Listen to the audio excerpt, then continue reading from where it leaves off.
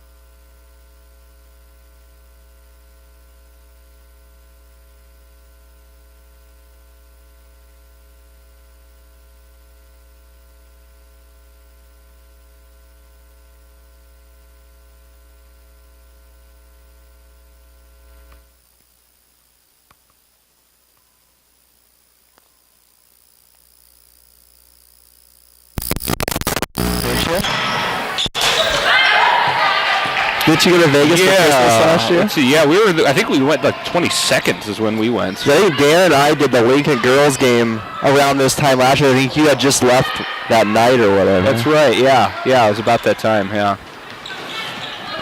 Yeah, that was fun. His dad was getting a shout-outs on the air listening in Las Vegas or something. Oh, really? Was I listening? I have no idea if you were. I'm sure I was. I'm sure I was.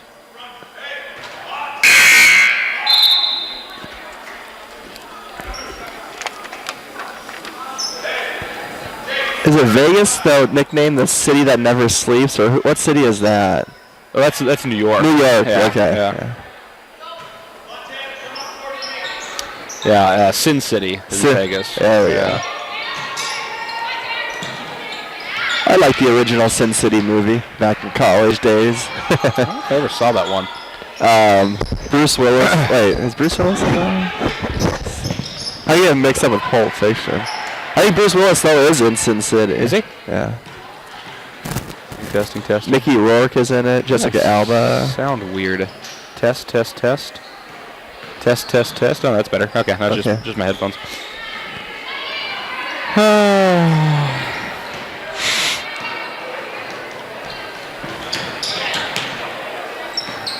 I think these are new uniforms, new home uniforms for the girls, too. The shorts look different for sure. Yeah, the stripes on them. Yeah, the horizontal stripes. Those are pretty cool. Ooh. And one.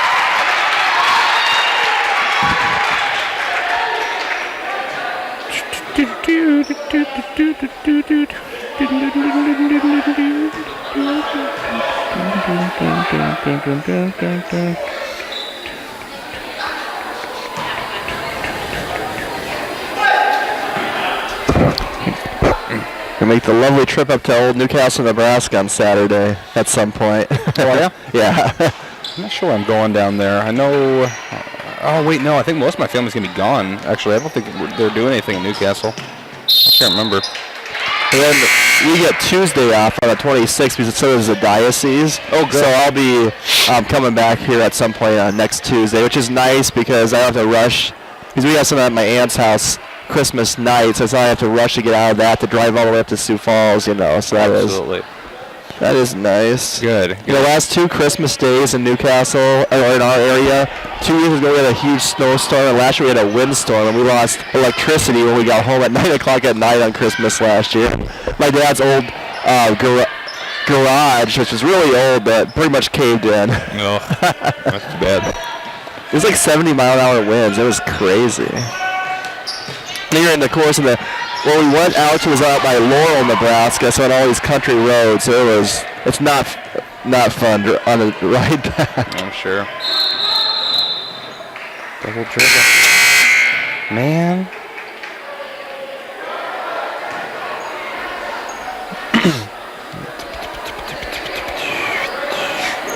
And the girls' basketball team, I think you probably heard, is going to hang up their championship plaque tonight, too. That and softball, right? And softball, yep.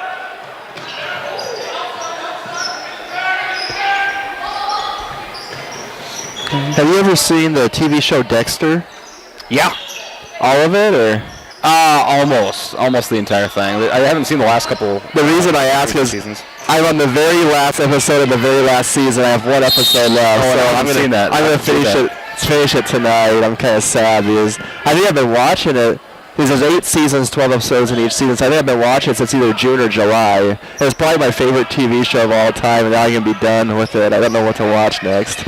Yeah, we watched that big time, but then after what's her name got killed, his girlfriend or whatever. Shoot, what's her name? Oh, like in season 2, or I don't know, it was like season 4 or 5. Lumen? No. Well, his wife got killed, and then Lumen was the one that he was trying to help.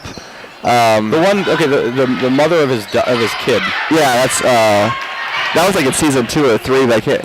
The blonde lady. Okay.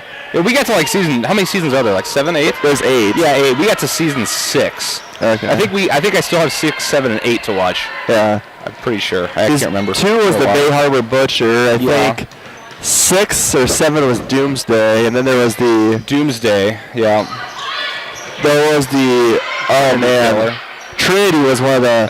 I think that season and then season 2, the Billy Harper Butcher probably. Season 2 is really intense. It's really good. Both of those seasons are awesome. Yeah. But I've seen all of Breaking Bad, all of House of Cards, all of this show. I was gonna start watching How I Met Your Mother, but they took that off of Netflix. I could watch The Office. Did they already? Yeah, just How I Met Your Mother. They just took off, I think, about a month ago. Oh wow. The Office I've seen sporadically here and there, mostly the first couple of seasons, so I could possibly watch that. Mm-hmm. The Ranch with Ashton Kutcher is extremely funny, and they just had a new season come out just recently. It was like 3 short seasons on there. But it's like a lot of the same cast from That 70s Show is on it.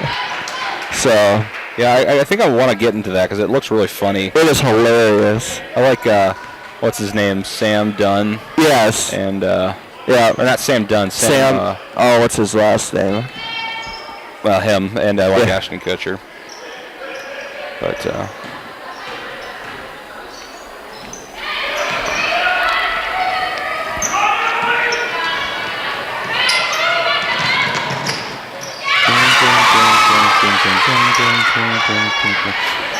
oh shoot.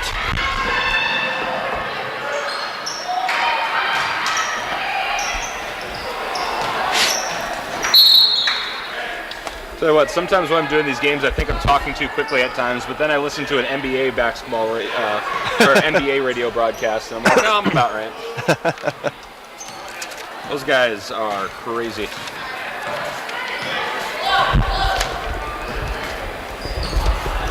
You want these for tomorrow? I'll work on them tonight. It's got. O'Gorman's going to be comprehensive because it's going to have all their average score, average points, rebounds, and assists per games or shooting percentages, and team information. That's all. That's not too much hassle. No, it won't be bad. I just have to enter the stats from tonight's game, update it, and I can send it to you. I'll get you peers information too if I can. I just did get a little bit of stats from the peer coach this morning, which I think I forwarded to you too. Okay. It wasn't a ton. It was like basically points, I think, rebounds, and assists. Gotcha. That's at least something. Yeah, for sure. I've got absolutely nothing from the peer boys at all.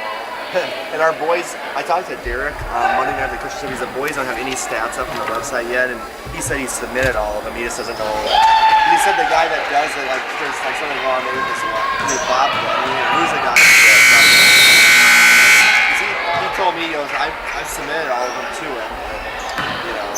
It's up to him to upload them. See, I was looking at the girls' stats from last year, and they only have 2 games. Stupid. Talk about taking pride in your programs. Blake Bradfield.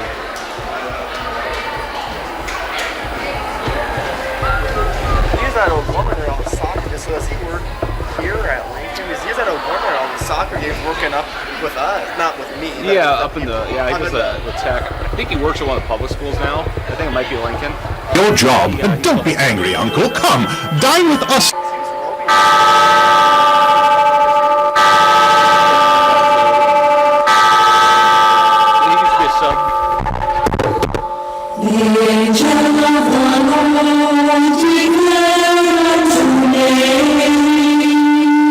This is Bradfield teaching.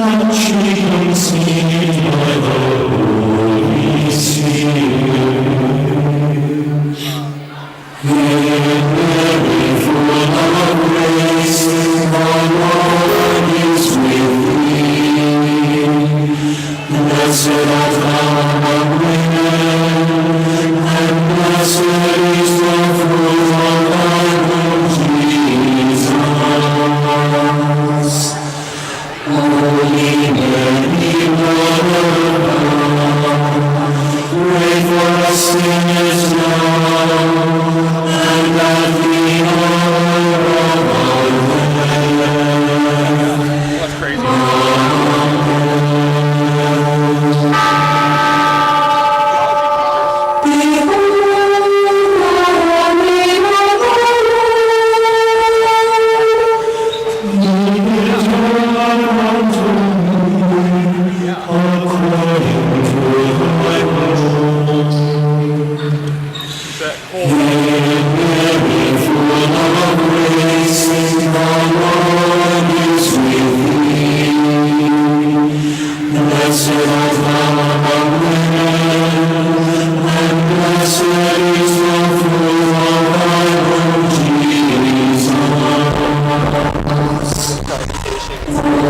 next.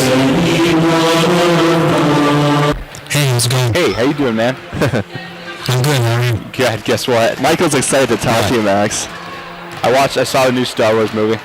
Oh, yeah? Yeah. Did you like it? I did. At first I didn't, but I like it now.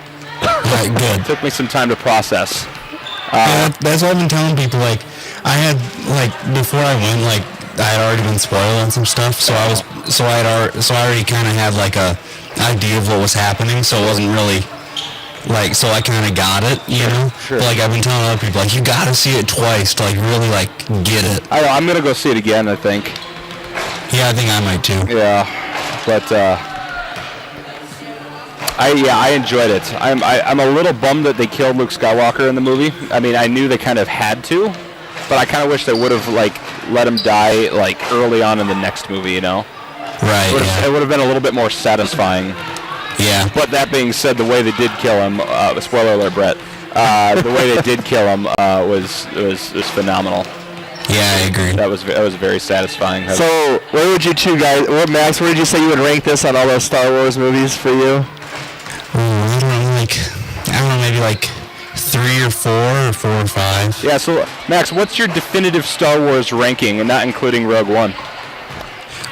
So it's Empire. Oh, good. A New Hope. Yes. I'm gonna say Last Jedi. Okay. Then,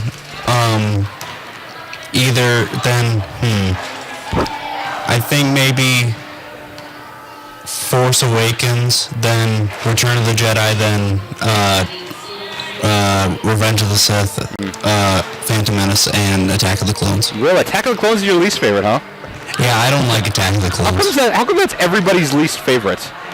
I think because, like, well, for me, it's like, so with Phantom Menace, it's like they're trying something new, and it just didn't work. And by Attack of the Clones, they should have known that it didn't work, and they just didn't change it. That's fair. Yeah, let's see, I would probably go, Empire Strikes Back, obviously, then New Hope, then Return of the Jedi. I got the original 3. They're deep in my heart from when I was a child. Then I would probably go Last Jedi.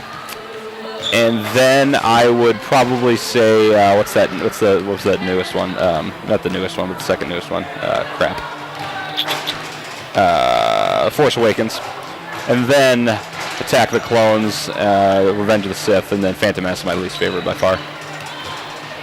I would probably definitely put Phantom Menace, a couple notches. I would probably put it a solid number 10. I would probably put the one that hasn't come out yet as number 9 over the Phantom Menace. I didn't like that movie. No. I'm sorry. I didn't like it. The graphics were terrible. Like the CGI was terrible. Like to the point where they should have probably just used like actual props. Right. But it was that. But you have to think about though. It was that time. It was like 2000, 2001, something like that, and that was like a big year in new technology, like CGI tech. So like back then it probably wasn't too bad. No, I remember watching it like when it first came to VHS, and it was like, oh, this looks really good. But I had a ton of old VHSs in my apartment, probably 30 just sitting there. That's great. But I just didn't. I go back and watch it, and I slowly suffer through it. Yeah, I think the reason I like Revenge of the Sith better than the other ones because that's the first one I went and saw in theaters, and I was like 7, and my dad took me to it at the midnight premiere. Jeez, that's a dark movie to watch as a 7-year-old. I know. I remember watching that. Let's see, how old are you now? 19. You're 19, so I'm 6 years older than you. And God, so you're young, Max. You've been 7, so I would have been 13. And even as a 13-year-old, I was like, man, this is a little dark. I don't think my siblings should see that, and they're all younger than me. Yeah, I saw it, and at the time, I understood some of it, but not a whole lot of it. Right. But it's just kind of like midnight with my dad. Oh yeah. This is kind of dark. Well, I'm not sure what's going on. I mean, I like it. I think that it was a great movie. If Hayden Christensen was just a slightly better actor, it would have been even better. But he would just kind of, he was kind of awkward. But he almost works in that one, though, because he's so, kind of whiny and conflicted with what he wants to do. Yeah, I know. I think he did a good job of portraying Anakin, but it's just kind of painful to watch. Yeah. Yeah, because he's very angsty, very unsure, very emotional, impulsive, just kind of basically your standard teenager. And no offense, young teenager, your standard 13, 14-year-old. The Ruttons might go on one of their shows this summer, Rutten Radio. They talked about Star Wars with one of the brother-in-laws, I think. I think it was the one in May or something, for like a half hour during their show. Oh, really? Because they're all big Star Wars guys. Good. They bring up a lot of movies during those shows. It's interesting sometimes. You know what I am glad about, Max? That what are those little puffin things? Little. What were they, like porg? Yeah, porgs. I'm glad they were not a bigger part of the movie. You didn't like those? Well, I did like them, but if they would have made like a porg, like a main character, like the replacement for Han Solo, which is what it seemed like in the trailer, like, you know, it made it seem like it's Chewie and Porg, you know. I kind of want to see that now. I don't want to see that though, because it's not an interesting character. It's just a little animal that is used for comic relief, which is what they did, and I'm glad they did that. Right. I love the first shot when they're messing with the lightsaber and almost dies. Yes. Oh, that's funny. Okay, hey, explain this to me. What's the deal with the milk? What? The green milk thing? What in the world? No. I think that was just more like kind of a, this is my everyday life. It's not very fun. Just showing that Luke's kind of gone, well, not gone crazy. You can't say that, I suppose, but he's just kind of that's what he does now. Yeah. He's really built that hermit kind of thing. Really? Yeah, I love the fishing thing. Yeah. Oh yeah. Yeah, that was awesome. And I get when he's drinking the milk, the Luke, he just gives Dre yep, this is what I do now. Yeah, this is normal. Yeah, but no, I enjoyed it. I'm gonna go see it again with my dad, I think, and Aaron really wants to see it again too. So, but I think before we do that, we're gonna try to watch through all the movies first. Oh, okay. So we'll see. She said she recommended that, which was the most amazing thing she's ever said. Are you gonna watch them 1, 2, 3, or are you gonna go 4, 5, 6? Yeah, I think we're going 1, 2, 3, 4, 5, 6, 7, 8. Oh, okay. Yeah, I think that's what we're gonna do. Are you gonna throw Rogue One in there, or just leave that out? I think we're gonna. Yeah, I think we should. Just to see how that happens, because I haven't done a marathon like that with Rogue One, so yeah, we'll see how it feels. I've changed my opinion on Rogue One. Oh, really? I really liked it, but rewatching it a couple times, it's still fun. It looks really cool, but there's a lot of glaring problems. Yeah, I know. There's a lot of especially with character development and stuff like that. Oh, for sure. Well, and I think they wanted to get you just slightly emotionally attached to these characters, but not enough that you're missing them throughout the rest of the movies. Right. You know. The movie and the story reminded me exactly of Halo Reach. Did you ever play Halo Reach? No, I've never played any of those. You haven't played Halo? Okay, so Halo Reach is literally like Rogue One. You have these group of Spartans, like Master Chief type guys, and they basically have to save Cortana. This experimental program that's Cortana, which is like this master AI kind of thing. They have to get it off the planet before the Covenant destroys it, right? And they all die in the process of doing this. You're like the last one that gets it on the ship, and you're fighting off the aliens, and you die. You basically go down just fighting, right? And that's exactly what they did in Rogue One. But they did the character development was kind of the same. You don't learn every little intimate detail about the characters, but just enough where if they die, you feel slightly sad. Yeah. That's how I feel about Rogue One. Because at first, Rogue One, I was just like, I don't know. I kind of wish they wouldn't die. But then I was like, they kind of have to die in order for the movie to even make sense. Right. But there were a couple things I wish they would have done a little differently. Like, who's the girl? Jyn Erso. Yeah, I didn't like her. No? Didn't like her, no. Yeah. I thought she was kind of cheesy. She was very cheesy. Yeah, I didn't believe her. You know what I mean? Like, I didn't believe that she was actually like this really talented person and just happened to, I don't know. Right. I don't know. I didn't believe in everything that she said she could do, I guess. Yeah. But I really I always forget his name. I have to call him Space Rambo. It's the dude with the big gun. Yeah, I don't know his name either, but I know who you mean. Oh, that's beautiful. That's a beautiful shirt. Yeah, gosh dang it, what's his name? Yeah. Yeah, he was cool, though. Who was the blind guy? I forget his name. Yeah, that guy. He was it's like I just call him Space Rambo and the blind guy, basically. That sounds like some kind of weird radio show or something. Just Star Wars podcast. Space Rambo and the blind guy. We're onto something here. I think so. Oh, shoot.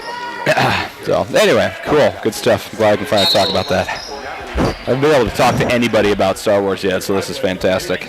Yeah, same. Like, I have a group chat with some of my friends, but one of them didn't get to go to the movie, so I don't know if we can talk about it in there or not. Just got to get on that.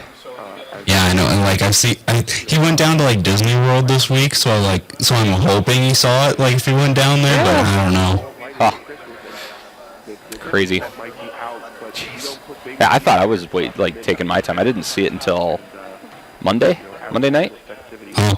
So I mean, I took my time, but I was busy all weekend and just didn't have a chance. Radio,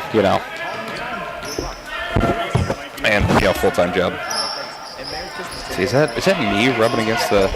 Oh, there we go. Okay, cool. All right, I got to go through some things. Tip-off's supposed to be at 7. This game is almost halfway through the third quarter. I'll let you know. All right. Cool. All right, see you, man. Right, bye. Oregon, keep that dial right here on Catholic Answers Live. Did the Catholic Church add books to the Bible? Or did Protestants remove 7 books from the Old Testament?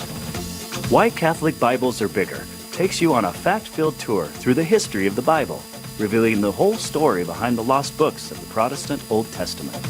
With the latest information and discourse on crucial issues, Why Catholic Bibles Are Bigger is a book that belongs in the library of every serious student of Scripture. And as a special bonus, if you order online, we'll add an ebook copy of 15 myths, mistakes, and misrepresentations about the Deuterocanon to your order absolutely free. Get your free ebook today. Order your copy of Why Catholic Bibles Are Bigger by logging on to our online shop at shop.catholic.com. Christmas is coming, and with Advent already upon us, we want to make sure you know about our annual Christmas sale with hundreds of great faith-building resources, all on sale at 20% off when you enter promo code WINTER at checkout. With great new resources on Scripture, church history, the saints, Bible prophecy, and so much more, there's simply no better time to stock up on resources to build up your faith and the faith of those around you. Phone 888-291-8000 or go to the shop at Catholic.com right now to take advantage of what is truly the best Catholic sale on the internet, going on now through the end of the year. And remember, enter promo code WINTER at the checkout to save 20% on hundreds of great resources throughout the store. Catholic Answers Live is brought to you in part by CatholicSingles.com, the website for Catholics who want to meet others who share their faith and values for faith, fellowship, and love. You can learn more at CatholicSingles.com. Catholic Answers Live thanks CatholicSingles.com for their generous support. Call now with your question. 888-318-7884. This is Catholic Answers Live. Welcome back to Catholic Answers Live. I am Cy Kellett, your host. Our guest is Father John Trigilio this hour. And our topic is whatever is on your mind about the Catholic faith, because it's open forum. If you have any question about what we Catholics do or what we Catholics believe, we're happy to take your call. 888-318-7884. And we go now to John in Missouri, watching on Facebook. John, thanks for watching on Facebook. Your question for Father Trigilio. Okay, John, well, we got a little technical problem there. I can hear you're talking, but I can't hear what you're saying, John.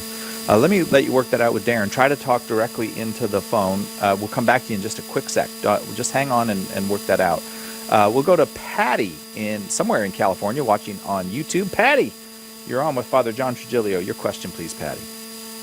Oh, wow. Hello. So my question is, about a week ago I was at this antique store and they had a relic for sale, and I bought it, and I'm wondering, is that simony to buy a relic, or is that allowed? I mean, it's a cool relic, I'd say. And who's the relic of, do you know? Oh, it says St. Anthony on it. My guess is it's a third-class relic. Okay. Yeah, the sin of simony takes place when somebody intentionally sells or buys a relic. If you are trying to salvage or save relics so that they have their proper use, there was a Father Mollern who was somehow related to the Habsburg family, and right after the First World War, and I think after the Franco-Prussian War maybe, he went back to Europe and bought up relics that were on the black market so that he could save them for church use. And outside of Pittsburgh, there's what's called St. Anthony's Chapel. There's 5,000 of these relics in the church that he himself used his family fortune to acquire and to save them from being misused. Catholics were discouraged from telling people to go on eBay and other places to buy them because then you're sort of promoting the market, so to speak. But sometimes, like when people have a relic, and the church right now is very strict to get a relic of anyone because of the abuses that had taken place. In previous times, they would ask you to buy or pay for the reliquary. That's the container of the relic, but they would not sell the relic itself. And in that way, they paid for the actual construction of the little container, but not the relic. The problem is we don't want people to get confused and think they can buy and sell relics, because that was one of the things that took place prior to the Reformation. You had people who misinterpreted that, and also it was misinterpreted as the buying and selling of indulgences, which is an oxymoron. Yes, go ahead. Oh no, I was just agreeing. Okay, so if you have one, certainly keep it. I would use it with devotion, but I would encourage people to continue to go and support this by going, particularly seeking these relics, because you can obviously get them third-class relics free of charge from many times from the religious communities where some of these saints have come from. But you don't want to, again, make the market such that there's a demand for relics, that people will start either selling relics, which would be a sin on their part, or worse yet, that they have fake relics. And that's something that's why in church there has to be authentication, there has to be paperwork verifying that this is a true and authentic relic, whether it's first, second, or third class. So I don't think you're guilty. You're certainly not guilty of the sin of simony here, but I would be very careful not to do it again. Okay, Patty? Yeah. Okay, that sounds good. Thank you very much for that call. And we wish you a very Merry Christmas as well. John in Missouri on Facebook. We had a little trouble before, but are you there now, John? All right, can you hear me? We can hear you just great, John. Your question for Father Trujillo. All right. I'm trying to find information on saints with disabilities and black saints or African saints. Okay. Well, certainly I know there are a lot of African saints, many more than people realize. There was just recently a Sudanese saint, Saint Josephine Bakita. We have the martyrs from Uganda. There's number of, St. Augustine himself of Hippo is from Northern Africa. You can go and look online. There's a book that Father Vergente and I wrote, Saints for Dummies, and I don't know if we actually listed a section of African, but I know we have by country different saints. So you go through the different countries. Africa is a huge continent, obviously, and many even to this day, Catholic Christians are being persecuted in that continent. But there are lots of saints, from that continent as well as from Europe and South America and North America and so forth. In terms of saints with disabilities, I don't know if there's any one particular saint that we have for disabilities in general. We have saints like Saint Lucy, who's a patron saint of people who have ailments of the eyes, because one of the ways, one of the means by which she was martyred, they had her eyes gouged out before they martyred her. You have Saint Agatha, who was had her breasts cut off before she was completely martyred, and so she's invoked as a patron saint for people who are suffering from breast cancer. So you do have a number of saints with particular either diseases or ailments of particular, say, organs or particular ailments. Saint Damon Molokai is a patron saint for people who suffer from leprosy. So there are a number of saints. There's just not one particular one for all that you would call a disabled saint. Okay, that doesn't mean, because obviously some of them did have some ailments or afflictions. Father, may I suggest a book to John? We were lucky enough to have a really fine interview on Catholic Answers Focus several months ago with Pia Matthews, a writer in Great Britain, and she wrote a book because she has a disabled daughter. She wrote a book called God's Wildflowers, Saints with Disabilities, and you can order that on the internet. I think it's only published in Great Britain, but you can get it shipped to the U.S. for a reasonable price. So, John, you might want to look at God's Wildflowers, Saints with Disabilities. I'm sorry that I interrupted you, Father, but I just wanted to... No, I'm glad you mentioned, because I wasn't aware of that book. And, I'm glad that they have something like that, because up until now, you just knew of certain particular saints, but to have this category of saints who are patron saints of those with disabilities. My brother had muscular dystrophy for his life, and, it would have been nice if there was a particular saint for that particular ailment, but I'm glad that there's a book that we can refer people to. John, is that all acceptable to you? Yes. Well, thank you. Thanks very much for the opportunity. 888-318-7884 is our number. It's open forum with Father John Trigilio this hour on Catholic Answers Live. We go to Lourdes in Miami, Florida, listening to EWTN on Sirius Satellite Radio. Lourdes, your question for Father John Trigilio. Yes, hi. It's more like a short testimony. I'm a pharmacist, and it was 2005. Father Trigilio was saying Mass in EWTN, and during this homily he said that we can't be cooperating. He used the word formally cooperating with evil, and he mentioned the example that we can't, an active soldier can go up to heaven and tell Jesus, "Oh, I'm sorry, they had me do it. I had to do it," and he wouldn't be justified. And immediately I felt convicted that I couldn't continue dispensing abortifacient. Mm-hmm. And because I was cooperating with evil in that way. And half hour later I called my supervisor, and I left the biggest chain after 20 years. And I just wanted to mention also, besides that, priests can really, they don't know who they can reach when they're speaking to us, and also that I told other pharmacists, because in pharmacy school they basically teach you it inhibits ovulation, like regarding birth controls, for example, but it really more like inhibits implantation, and they don't even know it. My sister didn't know it, and you're not saying that people would be deceptive about abortion, are you, Lourdes? I can't imagine. I'm sorry?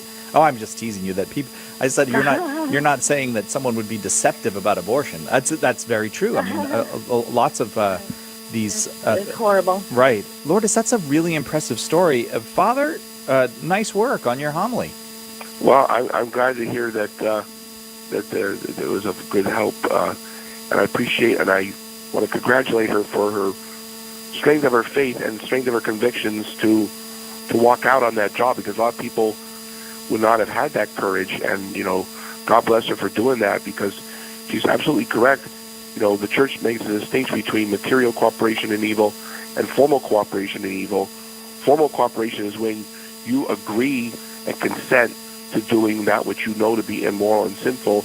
Material is you may internally be against it, but you still provide the material means to it. So you could say, I'm personally against abortion, but if you're providing an abortifacient, you're still a material cooperator in evil. And what you need to do is to say, like she did, I will not do that. Yeah. And, someone else can dispense that. You have a matter of conscience that they need to respect, and if they don't, you need to get another job. And God bless her for doing that. Lourdes, thank you very, very much for that call. Thank you. Thank you. God bless you, and Merry Christmas. Bye, you too. Bye-bye. Merry Christmas. Father, it's worth exploring, if we have a moment, and we do have a moment, that you can never formally cooperate with evil. There's never a case where you can... There's never a case where you can consent to that which you know right. is evil, that which actually ontologically is evil. But that's all. Never formal. Material cooperation only when it's considered remote and not proximate. Right. So if you were the guy who delivers milk to that pharmacy, you know that they sell these abortifacients, but your cooperation with that pharmacy is so remote that you're not really participating in the evil. That's correct. And if you're, you could be the person who plows the parking lot for that pharmacy. That's remote in a very remote way.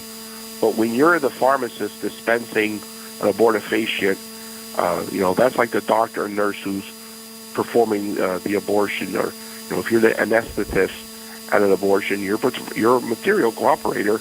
Right. You may be not formally, but that's still immoral. But if you work for the hospital itself that performs abortions, it's more remote. But then you really should be objecting to it and seeing if you can get work at a place that doesn't do that. And when you're refusing material cooperation with evil, it is important to give a witness, to give a reason that you're not doing this, isn't it? Exactly. If you just quit for obviously you're not doing anything. You're doing right and not cooperating. But it's important to express why you're refusing to cooperate, and let your employer and others know, so that you may hopefully be a good example witness to other people. Right. And so another example that's often given about material cooperation with evil that is so remote that you really have no obligation to, like if you pay taxes and your state does something that is evil. Your state, I don't know, harms the environment somehow or does something like that.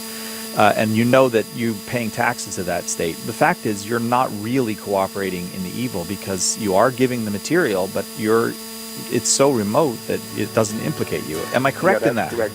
That's right. Because you always render to Caesar what's Caesar's. Right. Amen. Father John Trigilio is our guest. Christmas is approaching, but if you have any questions about the Catholic faith, Catholic life, Catholic beliefs, we're here to take those questions. Join Dr. Marcy Moran, clinical psychologist and director of Catholic Family Services, every Friday morning at 9:30 a.m. for Let's Talk About Mental Health here on the Lamb Catholic Radio Network. Your family is depending on you. Your family is looking to you to make sure they are safe, protected, and taken care of. Knights of Columbus Insurance offers the protection they need, whether it's term life or whole life, long-term care insurance, disability income insurance, annuities, retirement planning, estate planning, or an insurance analysis. Please call Justin Derry at 605-630-5754 or Mark Hagee at 605-207-0276. Knights of Columbus Insurance. Hello, I'm Father Haggerty, Vocations Director for the Diocese of Sioux Falls, reminding you to break a leg for the Lord and ski with the seminarians on December 28th in Sioux Falls at the Great Bear Ski Resort. Begin the day with Mass, ski or board if you're bored, all day with seminarians, and end the day with adoration, pizza, and vocation stories. Participants must be Catholic men ages 12 and up. Skiing lessons are available, cost is $40. Put your vocation first, and sign up today at sfvocations.com. Get the Lamb Catholic Radio app and listen anytime, anywhere. Just go to our website, lambradio.com, click on the icon of choice to download the app, and take Lamb Catholic Radio with you wherever you go.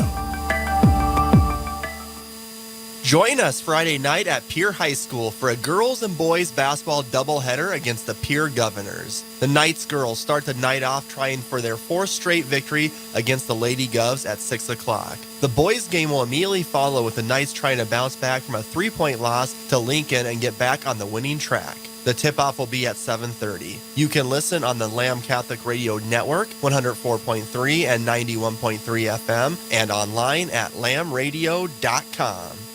Visiting shop.catholic.com or by asking for it at a good Catholic bookstore near you. Join EWTN Radio for a powerful 6-part radio drama on the life of Saint Cecilia. Your singing was so beautiful that it is a wonder the angels themselves did not fall upon the house, believing they were in the heavens. Curious words, though. They are from a psalm found in ancient Hebrew scriptures. How do you know anything about Hebrew scriptures? Because the Hebrew scriptures are precious to a Christian. That is what I am, Valerian, a Christian. Ode to Saint Cecilia, Sunday morning, 10:30 Eastern on EWTN Radio.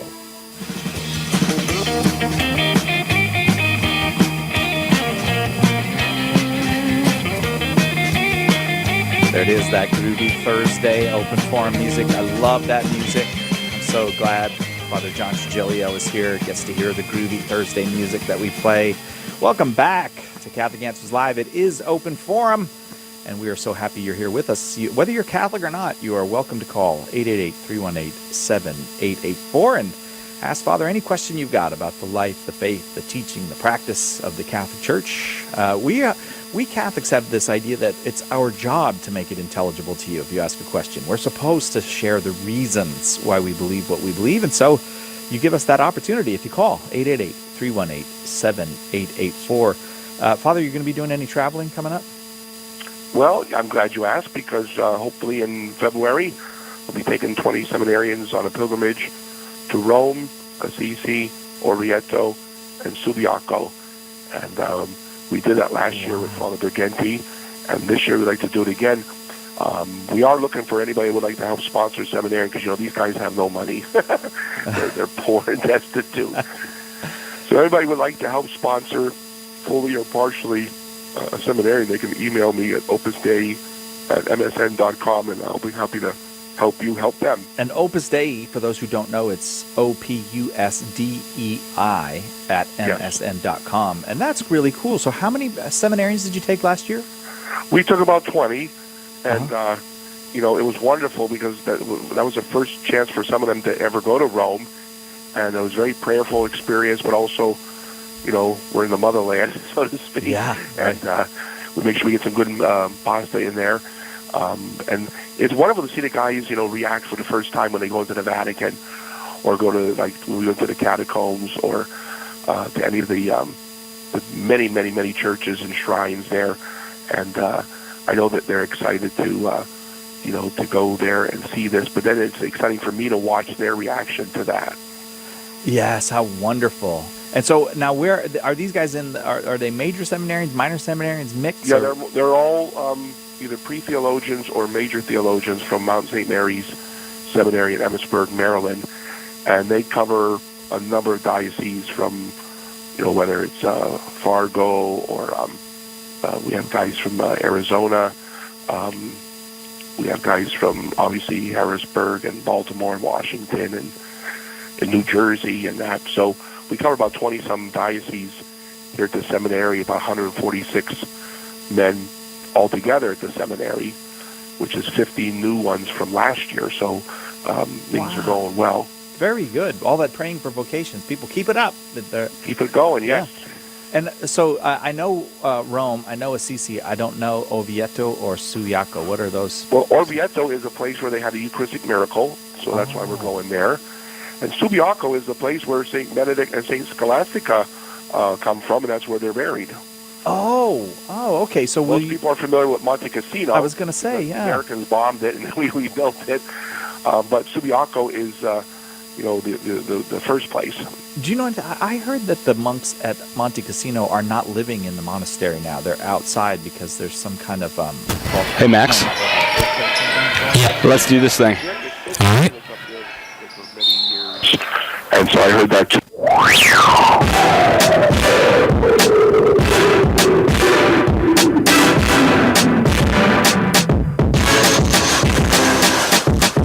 On the Lamb Catholic Radio Network, O'Gorman Knights basketball is on the air. Today's presentation of the Knights Game Day Show is sponsored by First Premier Bank and Premier Bank Card. With the Knights Game Day Show, here's Michael Promas and Dan Johnson. And welcome to O'Gorman High School for the first game of the season at home for the O'Gorman Lady Knights. And tonight they open up their season in a very similar manner as the boys did as far as their home season play goes. That is against the Lincoln Patriots. O'Gorman comes into today's game 1-2 on the season, all away, of course, falling to Rapid City Stevens to start off the season, a win at Spearfish, and then a loss just last Saturday against Moorhead, a very good Moorhead team at the Edith Sanford Pentagon Classic. And Lincoln Patriots coming in at 3-1, on the season. All of their games have pretty much been away, except I suppose for the first couple games where they had some outstanding, one outstanding win, and one tough loss to a St. Michael's team from the Twin Cities. I'm joined now by Dan Johnson. I'm Michael Promas. And Mr. Johnson, this Lincoln Patriots team, we don't know a ton about them. They only have one starting senior. We have some really good numbers, and all of it is very impressive. But really, we're looking at a very athletic Lincoln team, much like the boys team, and a lot of uncertainty exactly who are the top players on this Lincoln squad. But we do know that there are plenty of them. I think Coach is still trying to figure out his rotation with Lincoln, but I think Lincoln wants to play a better, fast-paced game. I think that's what he wants, and he knows the girls can do that. So the Knights are going to have to be ready for that, and we saw that last Saturday. Kind of the same thing. I think he's going to. What I hear from Lincoln is that they want to play a faster-paced ball game, right? Just like who do we play? Moorhead. The Spuds. The Spuds. Yes. Excuse me. Geez, I forget. And it's my age. And the Spuds. So it was a very fast-paced game. They press. That's what I look for Lincoln. I look for Lincoln kind of do the same thing that the Spuds for Moorhead did against us on Saturday, and that's their type of ball. And O'Gorman coming off of that loss to the Moorhead Spuds, 45-46 decision. Would have been a 42-46 decision if it weren't for a last-second three-pointer by Emma Ronsick and an almost rally to come up with a win, but the Knights couldn't quite do it. Very well-played game, and I think we probably saw some of the best play out of the O'Gorman Knights. The stats might say otherwise, but I think we saw a lot more confidence than we saw in the first two games, a lot more potential, especially in scoring. Excuse me, I think the Knights, with that, they needed that game for confidence builder. Okay, we played Spearfish 2 weeks ago out there. That was kind of a warm-up game. Mm-hmm. But a good rival game, at the Pentagon. What a place to play basketball. Other than right here at the MAC, Pentagon's a place to play basketball. That's a great venue.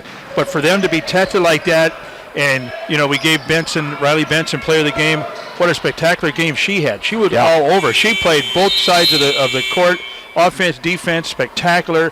You couldn't ask for better performance than Riley Benson. It was on her birthday as well. And Riley Benson is tied for the leading scorer of the Knights, 11.3 points exactly. Tied with Emma Ronsick, actually, for leading scorer. And she's tied with Emma Ronsick in total rebounds of 7.3. And so you have Emma Ronsick, who was just a standout last year, the 6'1 sophomore, which we knew she was going to do some great things coming into the season. But Riley Benson, kind of the surprise player this year, a 5'8 junior, out-rebounding almost everybody else, outscoring almost anybody else, and she has been one of the most aggressive girls basketball players I've ever seen. Well, you look at, I was saying against Saturday, look how little Tylee Riley Benson, 5'8", she gets right in there. She's not afraid to get in there and get that defensive rebound, and she is aggressive, and that's the type of players we need from everybody. I wish everybody on the team had that demeanor that she has, and if we did, it would be phenomenal. You're listening to the Knights Game Day Show, sponsored by First Premier Bank and Premier Bank Card. We'll step aside for just a minute. When we come back, we'll take a look at the other games going on throughout the area on a cold, blustery, blizzardy night here in Sioux Falls, South Dakota. That's on the way right here on the Lamb Catholic Radio Network. Crossroads Book and Music is a local source for Catholic gifts and supplies for this Christmas season. From rosaries and medals to devotionals and Bibles, Crossroads is here with materials to help individuals give a gift with meaning that will last a lifetime. Crossroads also has a large selection of personalized gifts that make gift-giving extra special. Crossroads Book and Music, 41st Street and Grange Avenue in Sioux Falls. Dr. Beecroft and First Class Dental Care are proud supporters of Lamb Catholic Radio. First Class Dental Care offers restorative, cosmetic, and preventative techniques and is open late to fit busy schedules. Their aviation-themed office works to provide first-class services. Their number is 271-9330 and can be found online at firstclassdentalcare.com. Thank you to Dr. Beecroft and First Class Dental Care for your support of Lamb Catholic Radio.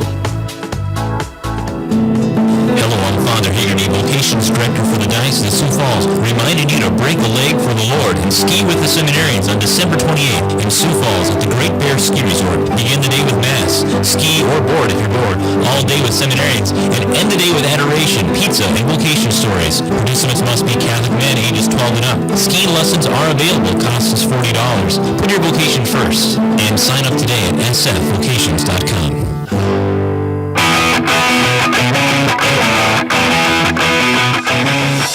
Welcome back into tonight's Game Day Show, sponsored by First Premier Bank and Premier Bank Card, gearing up for the first home game for the Lady Knights here at O'Gorman High School, taking on the Lincoln Patriots tonight, but there are a lot of other games going on throughout the state of South Dakota on this blizzardy night, really throughout most of the state in South Dakota, including here in Sioux Falls. So let's get right into it. 5:45 p.m. tip-off was for Sioux Falls, Washington. These are girls AA scores. Washington was at Marshall, Minnesota. Huron tip-off at 7 o'clock for the rest of these games. Huron at Pierre. Number 2 Harrisburg is at Sioux Falls, Roosevelt tonight. Mitchell is at Watertown, and Spearfish is at Rapid City Stevens this evening. Not sure about any postponements because of the weather. I haven't heard anything, but we will let you know if those games are moved around, just in case you want to follow one of those teams. For AA boys play tonight at 7 o'clock, Harrisburg is at Brandon Valley. Watertown is at Mitchell. Pierre is at Huron tonight, and Sioux Falls Roosevelt is at Sioux Falls Lincoln, just on the other end of 41st Street. Tip-off at 7:30 for Sioux Falls Washington at Marshall, Minnesota. And at 8 p.m. Central, 7 p.m. Mountain, Spearfish is at Rapid City Stevens. That's a look at the games going on throughout the state of South Dakota in AA basketball. When we come back from tonight's Game Day Show, sponsored by First Premier Bank and Premier Bank Card, we will hear from Lincoln Patriots girls head coach Matt Daly. That's on the way right here on The Lamb. Morgan Stanley values long-term relationships with its clients. Andrew DeMore and Thaddeus Barnes, financial advisors with the Barnes DeMore Group of Morgan Stanley's Sioux Falls office, know that building relationships begin with getting to know each client. Everyone has different goals, from planning for retirement to saving for a child's education. Andrew DeMore and Thaddeus Barnes can create personal investment strategies to help meet retirement, education, wealth transfer, and other financial needs. Andrew DeMore and Thaddeus Barnes can be reached at 338-6500. That's 338-6500. Investments and services are offered through Morgan Stanley Smith Barney, LLC, member SIPC. Pregnant? One word, many emotions. At Catholic Family Services, our experienced licensed therapists are here to help those experiencing an unplanned pregnancy in a safe, confidential setting at no charge. Our pregnancy counselors understand that every situation is unique and provide options counseling, including information regarding parenting or placing a child for adoption. Whatever you decide, we are committed to helping and supporting you throughout the entire pregnancy. Call 1-800-700-7867. Catholic Family Services, offering a gift of hope with offices in Aberdeen, Brookings, Gettysburg, Pierre, Mitchell, Yankton, and Sioux Falls. Dr. Beecroft and First Class Dental Care are proud supporters of Lamb Catholic Radio. First Class Dental Care offers restorative, cosmetic, and preventative techniques and is open late to fit busy schedules.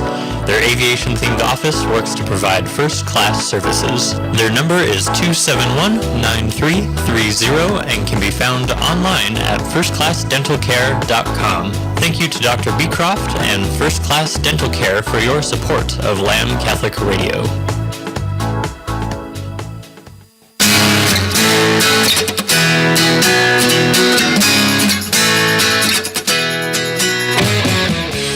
Welcome back to the First Premier Bank Card Nights Game Day Show. I'm now joined by Sioux Falls Lincoln girls basketball coach Matt Daly. Coach, your girls won at Roosevelt 50-28 Tuesday night. What impressed you most about your girls' performance in that ball game?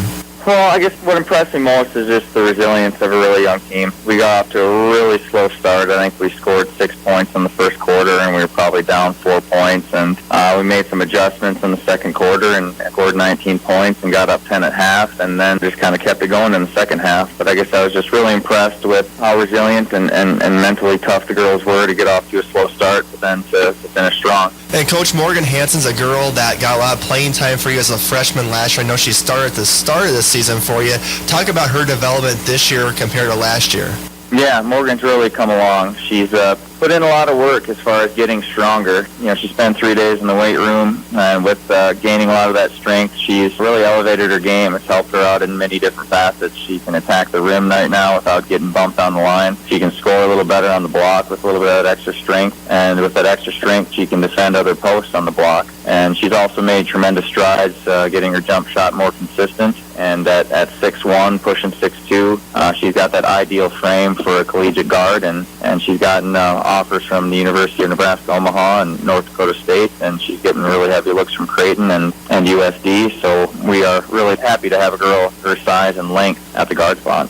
I know, Coach, last year when you talked to me, you talked a lot about defense. Talk about your defense so far this year. In the last 2 games, you held Crofton to 42 points on Saturday and Roosevelt to 28 points on Tuesday night. Defensively, what has gone well for your girls, especially in these last 2 ball games? This is a great defensive team, and really we've decided that we're going to hang our hat on defense. You know, when we're losing that scoring void with Anna and Sid, we know that we have to win games on the defensive side. My starting 5 has just tremendous foot speed. They have tremendous quickness, and it allows them, with that foot speed, to recover a little easier if they do get caught out of position or if they shortcut when they should be tailing. Their athleticism allows them to make some mistakes without giving up buckets. Your opponent tonight, Coach, will be the Sioux Falls O'Gorman Lady Knights over at O'Gorman for their home opener. I don't know if you've got a chance to see them much this year, Coach, but if you have, what stands out to you about this O'Gorman team that you're going to be facing tonight?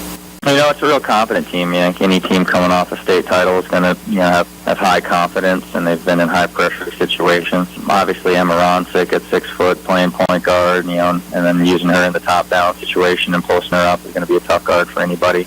You know, with Awadi Okoye, any girl with that size and length and how broad she is, she's going to be a difficult guard. And we know that with O'Gorman playing that 2-3-3-2 zone, that length, it's always difficult to walk into O'Gorman and get buckets. So they're just a team that plays well together, and we just know that we have to be able to find some seams in that zone, as usual at this point in the year against O'Gorman, and just sit down and get through their ball screens and not get beat on top-down looks. Tempo-wise, Coach, for you, would it be more effective for your team to push the ball a little bit more and try to stay out of a half-court game if you can, or a little bit of both?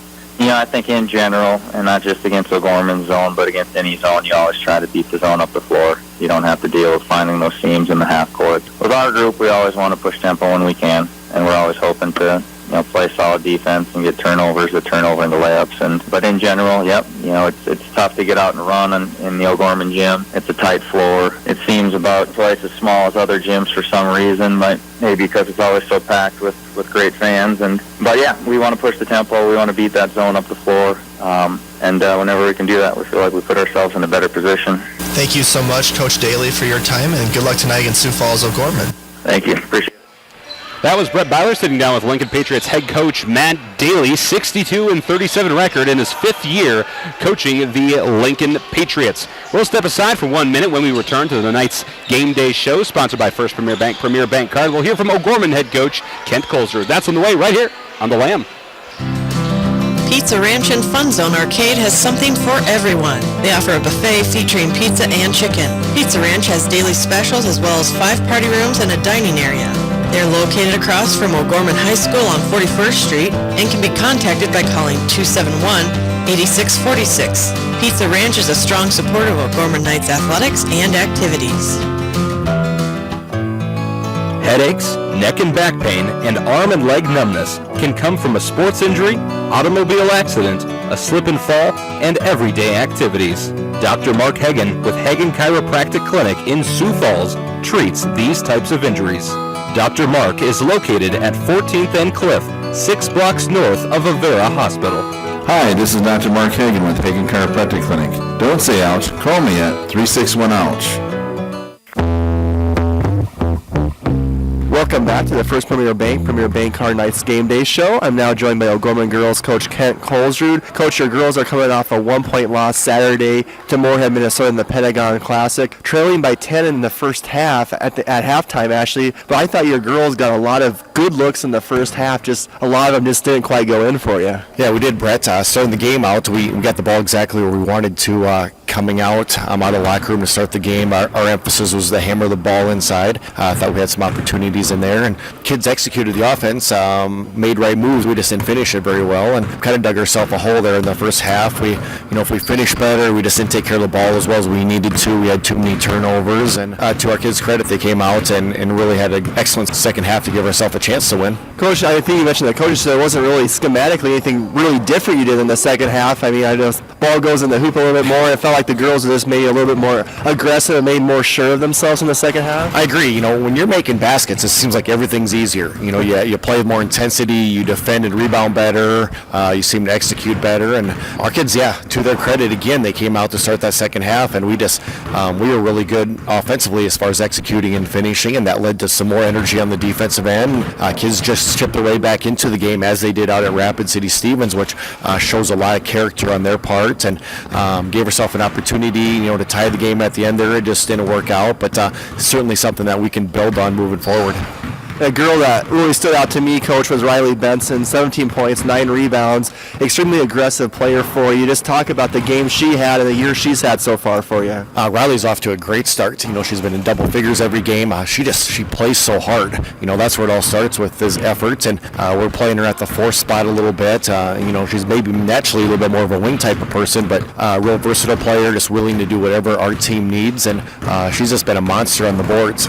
Defensive rebounding, getting a bunch of offensive rebound putbacks, making some nice post moves inside, knocking in some 15-foot jump shots, just being really productive to this point. So really pleased with her efforts, and hopefully that'll continue on.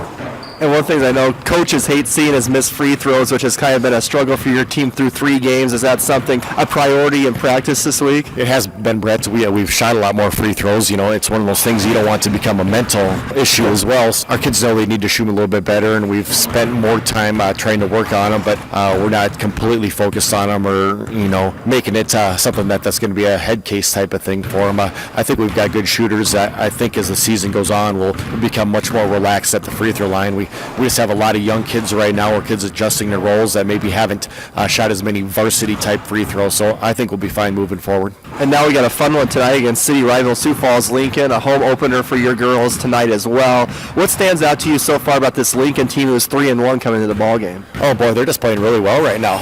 Number 1 team power points wise.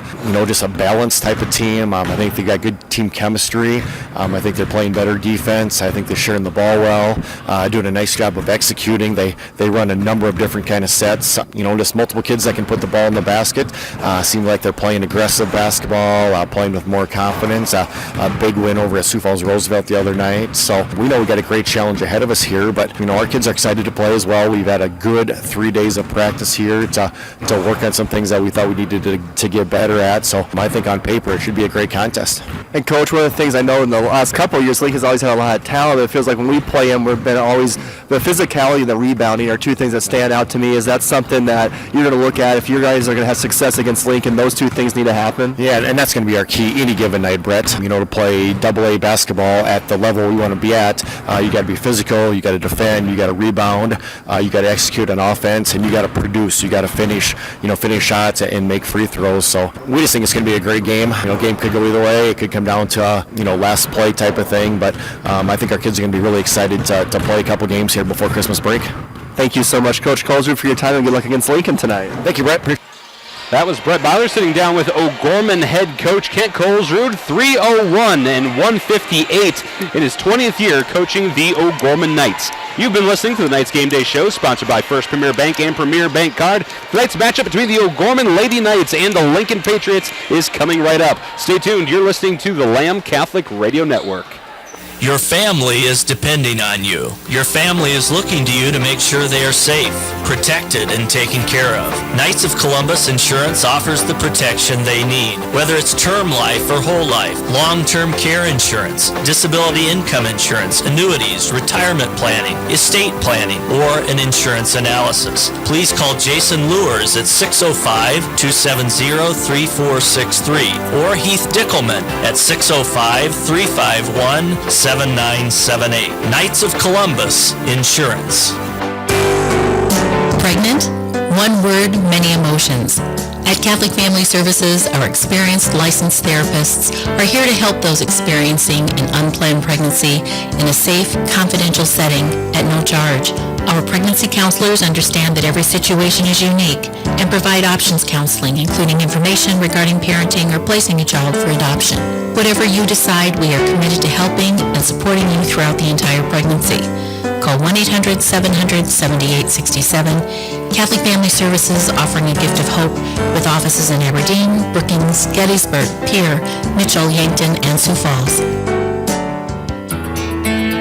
Jardine Construction is a general contractor of custom homes, remodeling, and commercial construction. They were founded in Humboldt, South Dakota. Jardine Construction works in close cooperation with project owners and customers when developing a plan for a building or home. Jardine Construction has lots available in Sioux Falls, Hartford, and Humboldt. John can be reached at 605-231-0830 and Tom at 605-261-6174. 5, 4, 3, 2, 1, 0, ignition, liftoff. From the Lamb Catholic Radio Network, this is O'Gorman Knights Basketball. Today's game is brought to you by Catholic Family Services, Catholic Community Foundation for Eastern South Dakota, Financial Benefits Company with John Fritsch, Pizza Ranch and Fun Zone Arcade, Barnes to Moore Group, Financial Advisors at Morgan Stanley Wealth Management, Mini Critters, Jardine Construction, Barnett Vision Clinic, First Premier Bank Card, Sioux Equipment Company, Crossroads Book and Music, Hagen Chiropractic Clinic, Sioux Falls Catholic Schools, Fair Trade Incorporated, McGuire Iron, Big Rig Barbecue, Knights of Columbus Field Agents Jason Lures and Heath Dickelman, First Class Dental Care, and Paul Curley, Catholic Financial Advisor with Pathway Investments. Now, with all the exciting action of O'Gorman Knights basketball, let's go courtside with Michael Promes and Dan Johnson.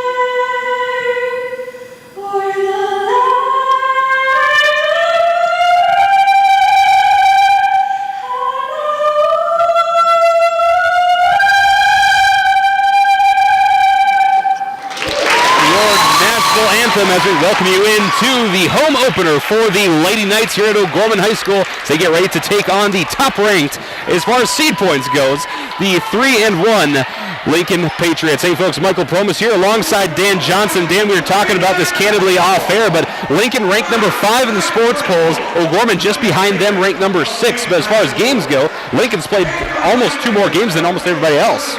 Yeah, so it's going to be an interesting matchup tonight. Like Lincoln's coach said, you know, they were slow to start last week against Roosevelt the other night, and they came out and they just manhandled Roosevelt. You know, terminology. They just took him to camp. So it's like, but they want to, like I said earlier, a fast-paced game, and the Knights are going to have to be ready for that. The Lincoln, the Patriots want to run their type of ball game, and we don't want to run that fast.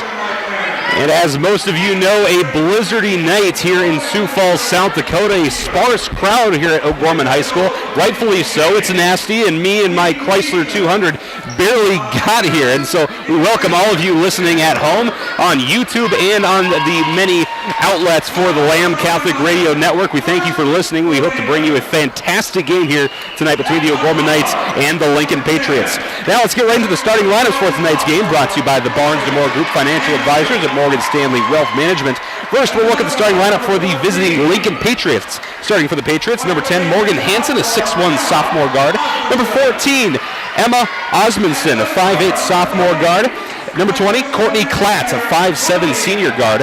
Number 30, Maya Wilson, a 5'4 sophomore guard. And number 32, Sydnea Dunn, a 6'2 junior center. That's the starting lineup for the Lincoln Patriots, coached by Matt Daly in his 5th year at the helm of the Patriots. Now let's listen in to the starting lineups for the Lady Knights.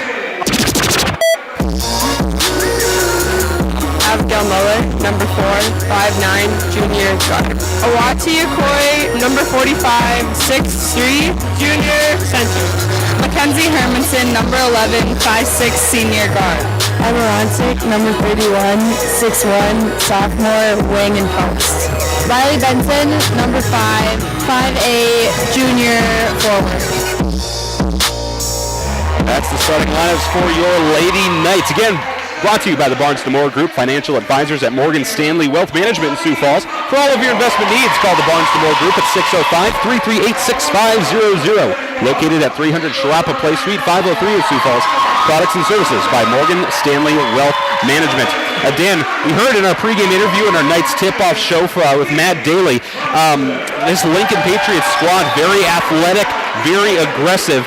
Knights are going to have their work cut out for them, just like they did against Moorhead last weekend. What are a few things the Knights are going to have to focus on if they want to come away with the win? Now they're going to have to raise some good defense. You have Courtney Klatt there. She's shooting 75% from the three-point line, so she's very aggressive out there. You're going to have to play her man-to-man, some good zone on her. But, everybody talked about Lincoln was going to be down this year. They lost Breck, Rosinski, and Lucent. That was 40 points a game between all three of them. They haven't missed them. I don't think they have. In the other 3 games they played, they really haven't missed them. Sure, when you have 3 good ball players like that when they graduate, but again, these girls are stepped up for Lincoln, and they're filling some spots, so we'll see what happens tonight.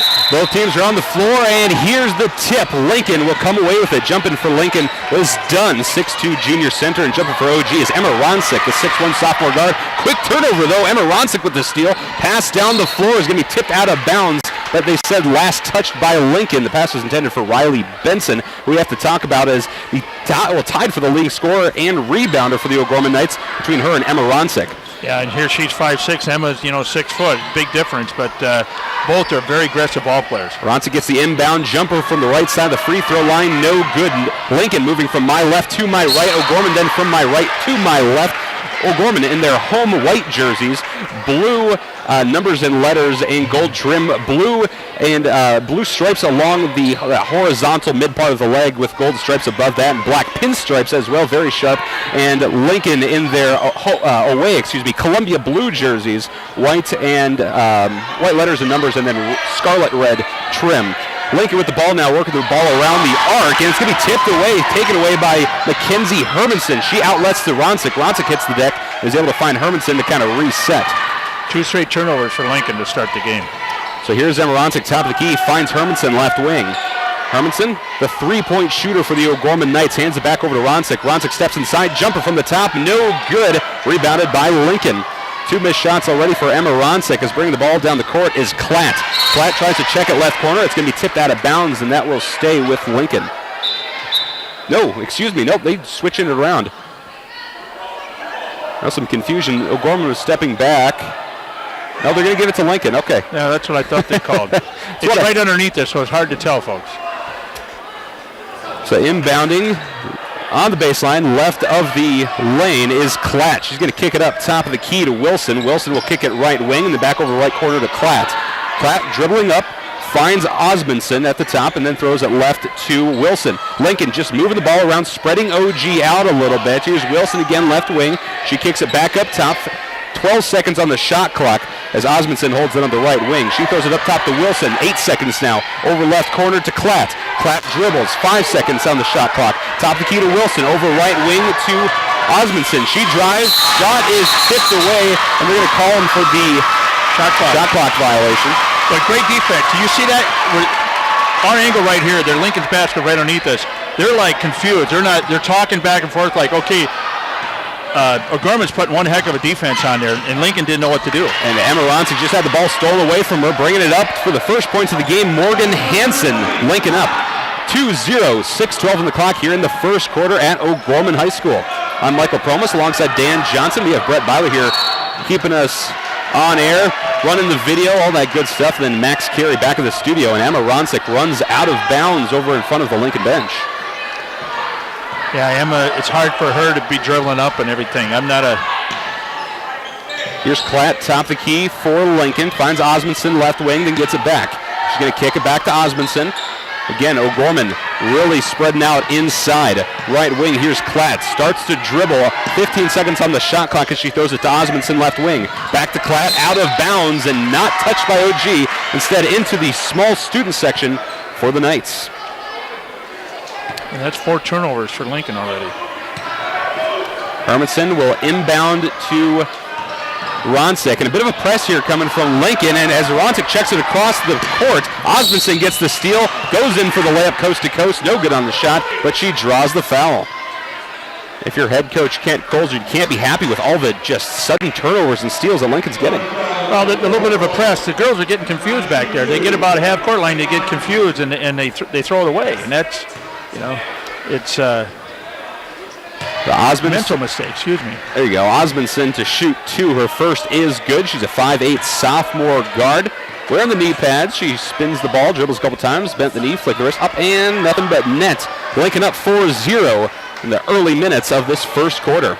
Ronsick gets the inbound again. Heavy press from Lincoln. Working back and forth with Hermanson. She eventually finds Benson cross half court. She throws it to Muller left corner, but it's stolen away again from Hermanson on the coast to coast. Here's Klatt, who's rejected by the backboard.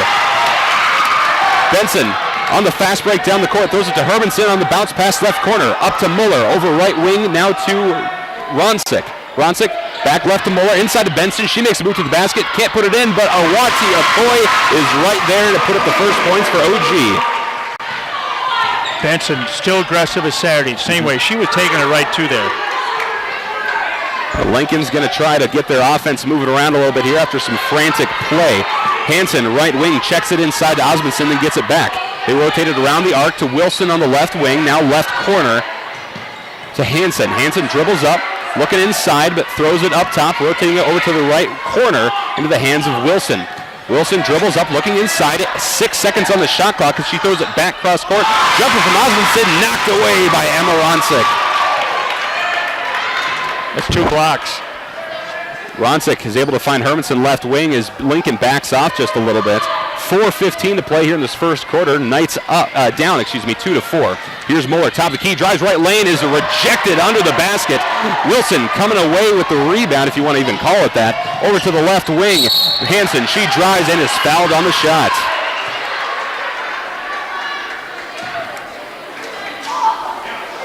And we got some girls coming in here on the after the free throw. That foul will be on Emma Ronsick, her first second team foul, then for OG. No fouls for Lincoln. And at the line to shoot 2, Emma Osmondson, 5'8" sophomore guard. First shot up and good. Okay, Kunkel and Moore come in for the Knights.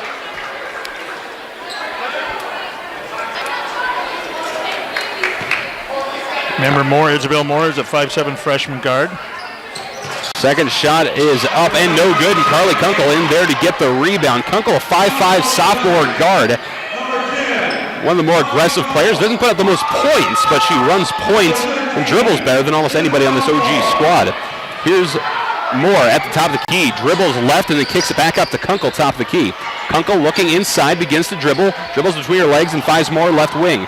Moore dribbles inside, kicks it back out to Kunkel. 10 seconds on the shot clock as Kunkel recovers the ball. 6 seconds now. Ronsick on the right wing. Dribbles inside, jumper up and good on the long 2. Ronsick brings it within 1, 5-4. Knights trail with 3:20 on the clock in this first quarter. Awati Okoye hits the deck right in the middle of the lane. I think a little slick down there. Lincoln maintains possession though. Here's Hochstein over on the left wing. She kicks it right side now. Inside pass to Dunn. Dunn turnaround jumper, no good, but Riley Benson's in there to get the rebound. There we go. Benson, we're mentioning her again. Great Waukee didn't give up anything there. She stood her ground there, and she had her hands up, and great defense. Here's Ronsick, right wing for OG. Fakes inside and dribbles up top of the key. Goes left lane now. Goes for a shot and is got nothing, but Wati Okoye gets a hand on it. Ronsick gets the rebound, and it's saved by Lincoln. Okoye holds onto it. Ball top of the key for OG. 10 seconds on the shot clock. To Benson left wing. She drives and is going to be fouled on the floor. Benson, we got to give a shout out. Yes. Gramps is listening down out east, and we have to say hi to Gramps. From Indiana. And also to Margaret down there. So a shout out to Gramps in Indiana. Thanks for listening and watching. And to Margaret down in Indiana. God bless you. And holy cow, Riley Benson has been fun to watch this year. Ronsick gets the inbound. She goes into the lane, is called for the travel as she changes her pivot foot on the pass. Lincoln gets it back. 2:35 on the clock. Only 4-5. Only 9 points scored so far in this game. Very, very sloppy game. A lot of turnovers. A lot of turnovers here. Love to get that official number on how many turnovers we had so far, but it's quite substantial for how little we've played. Yeah. Here's Hochstein, top of the key, throws it left wing to Osmondson. She throws it inside then, to Hansen, and Hansen is called on the travel as she loses the ball. Could have been a foul situation there, but I think it was because of the little bunny hop that she put out. She's called for the travel. But Emma inside there. She stood her ground there, and that's what caused them to travel. Full court press coming again from Lincoln, and Mackenzie Hermanson is going to be rejected on the pass from Osmondson. Rolls out of bounds, though, in OG's favor. Boy, Lincoln's playing pretty tight. They're right on there. They're playing tight on the press. We heard they were fantastic at defense, and head coach Matt Daly just was totally honest about it, and he was right. Fantastic defensive play so far. Kunkel's not able to get past half court. Bounce pass is going to be taken away by Ronsick. There's Benson under the basket, and she gets her first two. Way to keep the eyes open, and Riley Benson was underneath, uncontested, up in for the easy layup. Under 2 to play. Knights take the first lead of the game, 6-5. Top of the key for Lincoln is Klatt. Klatt throws it inside to Hallman. Hallman kicks it back out left. Long three, up and good, Emma Osmondson. Lincoln takes it right back, 6-8 over OG. Here's Kunkel trying to cross half court. He's going to have the ball knocked away as she tries to clear it, and Hallman gets her hands on it. She loses it, though, and Hochstein recovers possession for Lincoln. She rotates it around the arc and then back up to the left wing to Hansen. Hansen inside drive. Right-handed space hook is no good. Riley Benson gets the rebound. That was a good move. Very nice move. It was a sweet move. Benson will rotate out with Kunkel at the top of the key. Kunkel kicks it left wing to Hermanson. Hermanson, nice little pass inside. Ronsick turnaround shot, no good, but she's going to draw the foul on that shot. Hansen. Yeah, foul should be on Morgan Hansen, her first of the game, only first team foul for Lincoln. Let's check that. That'll be second team foul.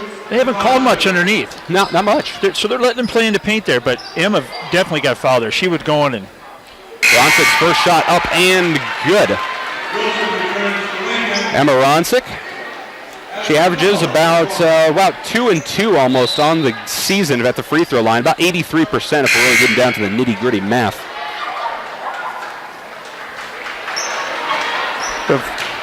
If they can contain the paint, we can work it inside more, and Emma and Waukee inside, this will be all right tonight. Ronsick's second shot is up and good. 1 minute to play here in the first quarter. We're all tied up here at 8 at O'Gorman High School. OG versus Lincoln, and Lincoln trying to get their offense going over this tight OG defense. Over on the left wing, here's Klatt. Klatt inside pass to Goodhope, but gets it back up top. Finds Hallman, inside. It's going to be worked back outside of the arc to Goodhope. Goodhope throws it right wing to Osmondson. Back up top, stolen by Isabel Moore. Moore goes coast to coast, but has the ball stolen out of her hands at the last second. They said last touch by OG. Oh, that was sweet. She was right there for the steal. For a freshman, she's coming off the bench and played some great basketball for the Knights. Knights would have enjoyed at least a turnover, if anything else. But we got that little slight momentum right there. Exactly. Yeah. Exactly. They need that little spark. Over on the right wing is Osmondson. She's going to drive baseline, kicks it back out left wing, and she has nowhere to shoot to Goodhope. Goodhope drives the lane. Crazy shot, no good. There's Ronsick on a beautiful rebound. Ronsick kicks it to Kunkel over on the left side. She throws it over to left corner and then gets it back on the left wing. Kunkel dribbles up top of the key. 5 to play in this quarter. Kunkel throws it left to Hermanson. She's wide open. 3 up and no good off the back iron. Rebounded by Ronsick, no foul on the putback and no good on the shot either. So we end the quarter, first quarter, 8-8. Tied up here at O'Gorman High School. We'll step aside. You're listening to O'Gorman girls basketball on the Lamb Radio Network.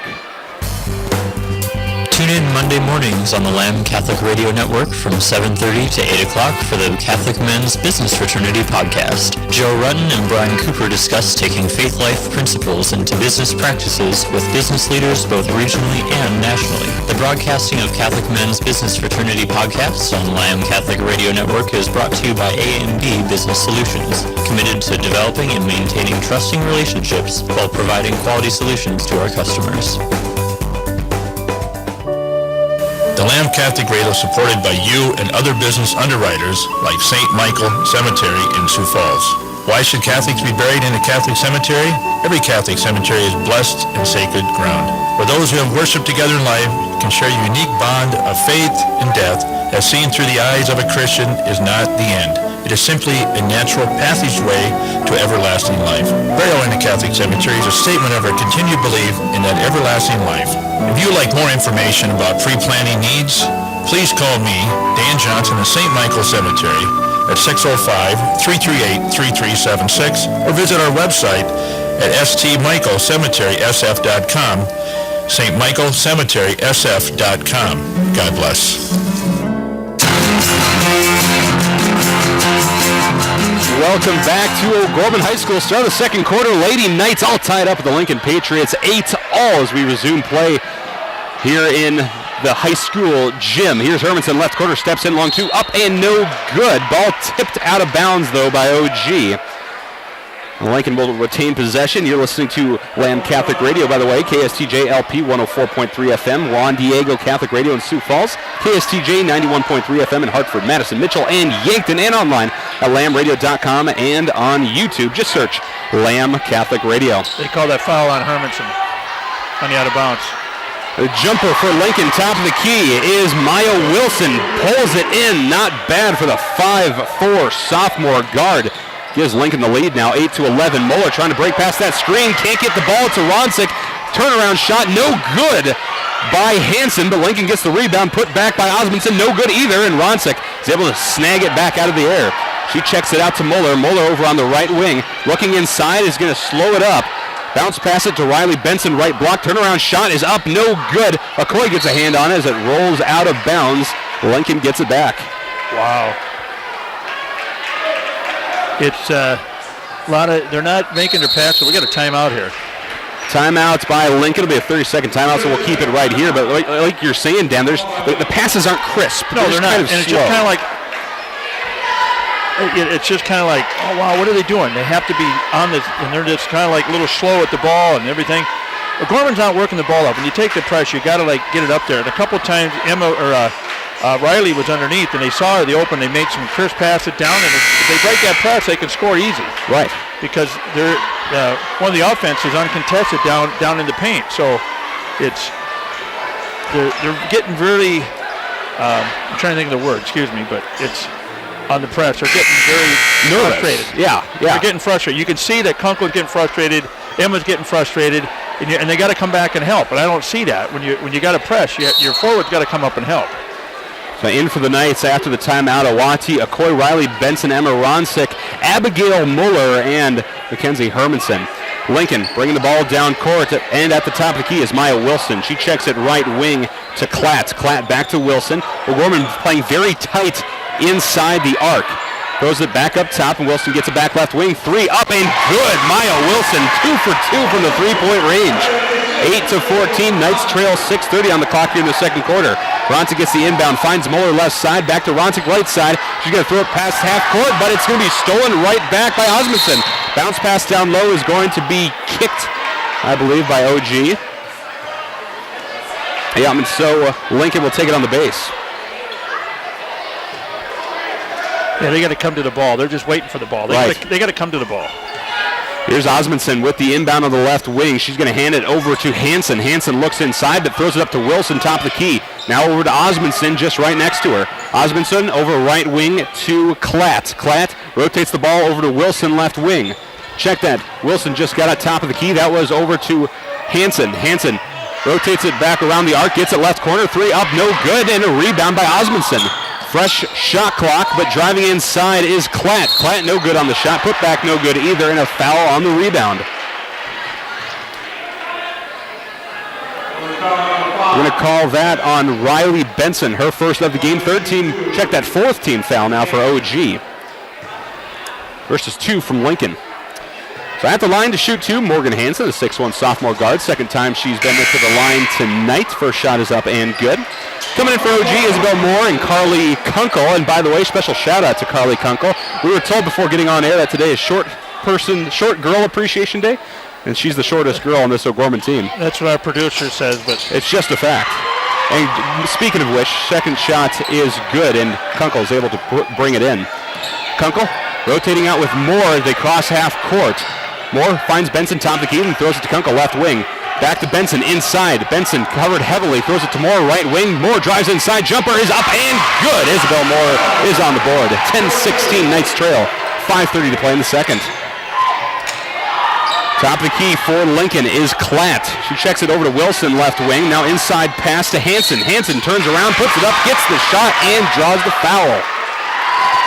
Now they're starting to call those down low fouls a little bit. Yeah, they didn't for the first 4 or 5 minutes. But that will be on Riley Benson again. Now her second of the game, 15 foul for OG.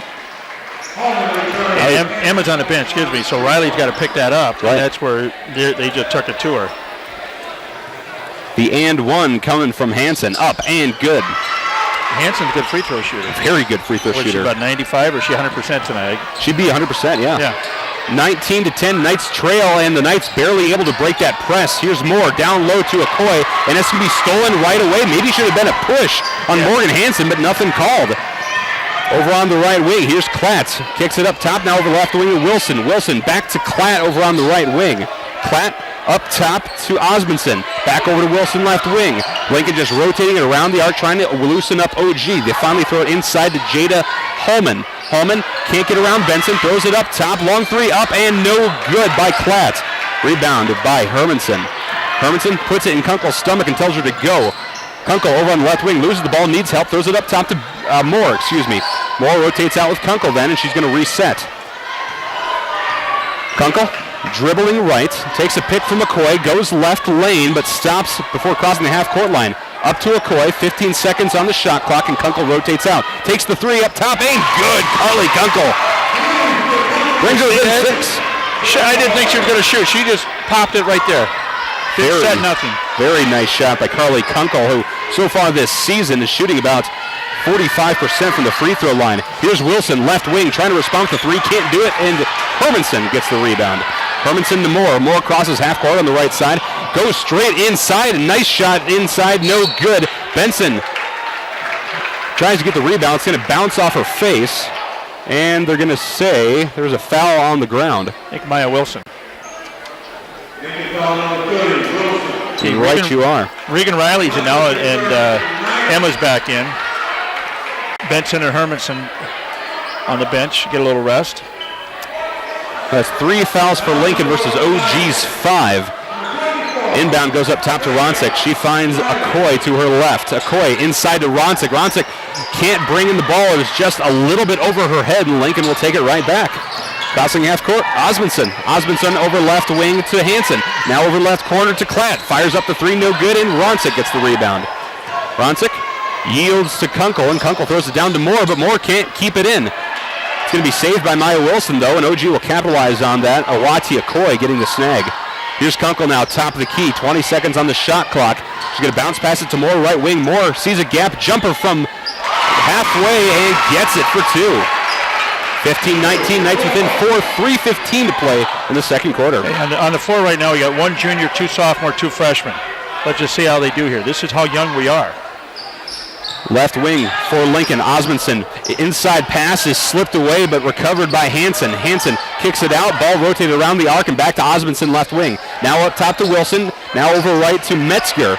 Check that. That is Klatt. Inside pass and a jump ball called as Kunkel wrestles to the floor with Hansen. Aggressive. You see that? She went right in and grabbed it. Took her down. That is aggressive. Carly Kunkel, yes. Kunkel maybe got away with one a little bit there. I think the Lincoln fans were wanting a foul, but they were both wrestling for it pretty hard. She went for it. She was right underneath it. That's fair. I think they had a good call there.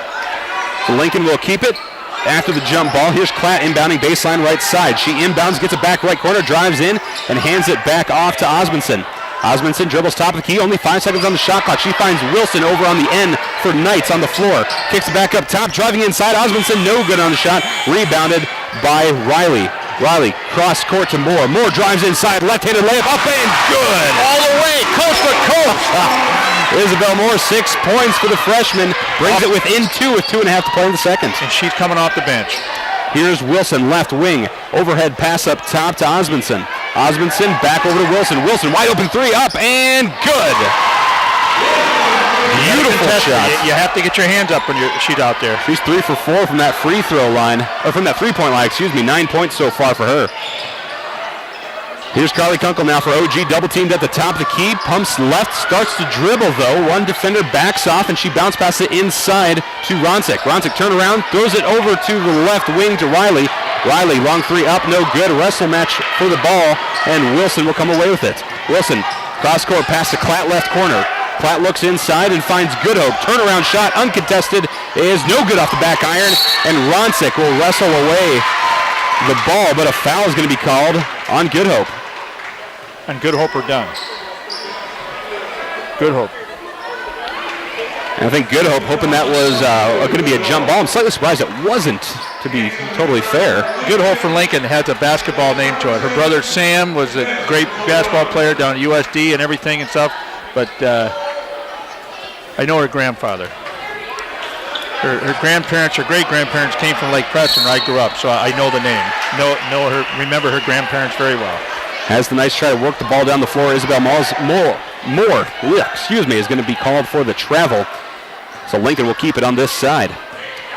Bringing it in, here's Klatt. Klatt throws it over right wing to Osmondson. Now up to Wilson. Wilson, overhead pass over to the left wing, then throws it back up top to Klatt. Klatt to Wilson. Wilson pump fakes left, dribbles once, and throws it over right wing to Klatt. Klatt back up top to Wilson. 20 seconds on the shot clock. Wilson, nothing open, throws it right wing to Klatt. Klatt back up top, this time to Hansen. And Hansen is going to rotate it left and get it back. Hansen, inside pass is stolen by Awatia Coy. Nice cut, though, by Courtney Klatt, and Coy is just able to use those long arms to bring it in. You know, when Lincoln has to work that clock, Gorman played some great defense. They get that clock down to like 6 or 7. Lincoln is frustrated. Under a minute's play here in this second quarter. Benson gets it inside. She tries to get it back out. It's going to be stolen away by Osmondson. Osmondson, coast to coast, puts a shoulder into Moore, and she's going to be called for a charge. Offense. Yep. She was set. She hit her hard. And I think give Isabel Moore credit, for getting her feet set, getting all the way down there and just standing her ground. And Klatt, I think, for a freshman. Yeah. She smart basketball. Here's that heavy pressure from Lincoln, though. Knights struggling to get it past half court. Here's Hermanson. Nice pass from Moore. Hermanson crosses half court. Save the Knights after that before that 5-second infraction. Ronson gets it down low. Right-handed layup up and good. Shot clock's been turned off. 23 seconds to play in this first half. Knights down 19-22. Here's Wilson, left wing, throws it up top to Klatt. Klatt back to Wilson. Wilson looks inside but gets it back to Klatt. Klatt throws it right side to Osmondson and then rotates it around the arc to Wilson, left wing. Wilson pump fakes inside, now up to Klatt. Klatt looks left, throws it right though to Osmondson. Osmondson drives with 2 seconds. Reverse layup, good by Osmondson. And there's the buzzer to end the first half. They give her that baseline right there. Beautiful move. You can't do that. Beautiful move by Osmondson. It was great move, but you can't give up the baseline. You got to. After one half of play, the O'Gorman Knights trail the Lincoln Patriots 24-19 in the home opener here at O'Gorman High School. We'll step aside. When we come back, we'll have your Knights halftime show sponsored by your Knights of Columbus field agents, Jason Lewers and Heath Dickelman. You're listening to O'Gorman Knights basketball on the Lamb Catholic Radio Network. Morgan Stanley values long-term relationships with its clients. Andrew DeMore and Thaddeus Barnes, financial advisors with the Barnes DeMore Group of Morgan Stanley's Sioux Falls office, know that building relationships begin with getting to know each client. Everyone has different goals, from planning for retirement to saving for a child's education. Andrew DeMore and Thaddeus Barnes can create personal investment strategies to help meet retirement, education, wealth transfer, and other financial needs. Andrew DeMore and Thaddeus Barnes can be reached at 338-6500. That's 338-6500. Investments and services are offered through Morgan Stanley Smith Barney, LLC, member SIPC. Crossroads Book of Music is a local source for Catholic gifts and supplies for this Christmas season. From rosaries and medals to devotionals and Bibles, Crossroads is here with materials to help individuals give a gift with meaning that will last a lifetime. Crossroads also has a large selection of personalized gifts that make gift-giving extra special. Crossroads Book and Music, 41st Street and Grange Avenue in Sioux Falls. Barnett Vision Clinic in Sioux Falls has a selection of designer frames in all styles, sizes, and colors. They accept most vision insurance plans, including Medicaid and Medicare. Barnett Vision Clinic is offering a same-day pay for patients without vision coverage. To schedule an appointment, their number is 605-335-7757 or barnettvisionclinic.com. Barnett Vision Clinic wishes all the high schools the best in this upcoming sports season. Your family is depending on you. Your family is looking to you to make sure they are safe, protected, and taken care of. Knights of Columbus Insurance offers the protection they need, whether it's term life or whole life, long-term care insurance, disability income insurance, annuities, retirement planning, estate planning, or an insurance analysis. Please call Jason Lewers at 605-270-3463 or Heath Dickelman at 605-351-7978. Knights of Columbus Insurance.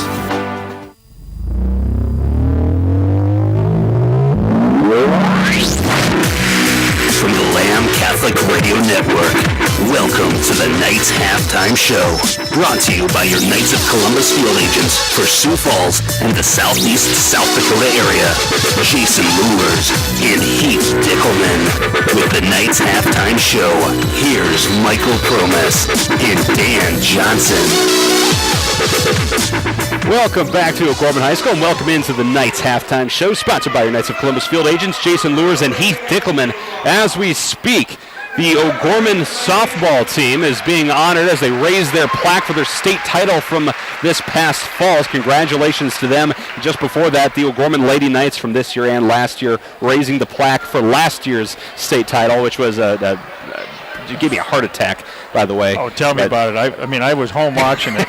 That hurt my chest a lot. To see a lot of these kids, here's Ashley Baconback, Sebastian Okoye's here. You look at a lot of these kids are young adults are back here. You know, it's Christmas break, first home opener. That's when you usually hang the championship banners from the year before. We did the boys last week and stuff. So it's a great night for the students. What it does for the lower classmen to see that, so it's like, hey, we can do that when we're junior, senior, sophomore.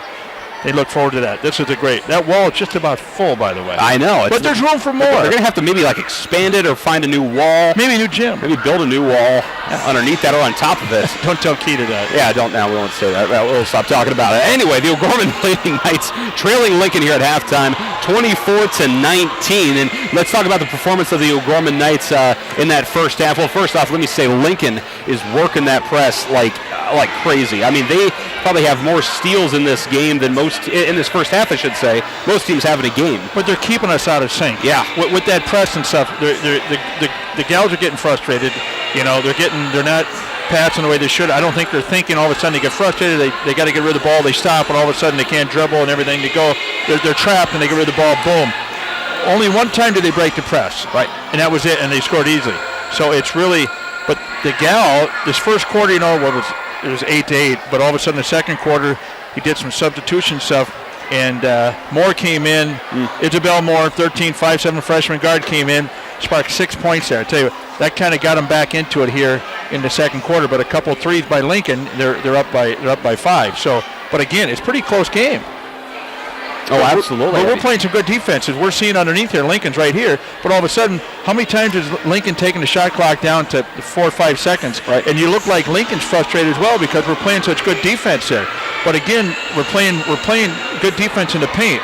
The outer perimeters on the wings and stuff, we're letting them have the open shots. Right. But again, Courtney Klatt, he really hasn't put the threes up, and she's been usually a three-point shooter, 75%, which she hasn't really done tonight.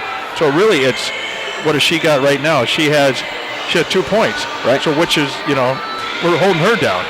And let's talk about the scoring for the Lady Knights. Who are you talking about? Isabel Moore, who's tied for the leading scorer so far in this game with Emma Ronsick. They each have 6 points. Emma Ronsick has been a rebounding machine down low, though. And I think Isabel Moore has just been extremely aggressive as well. Great ball handling, good decision-making from her as well in this first half. What about Kunkel there? Yeah. Carly Kunkel. And it's 5'5" sophomore guard.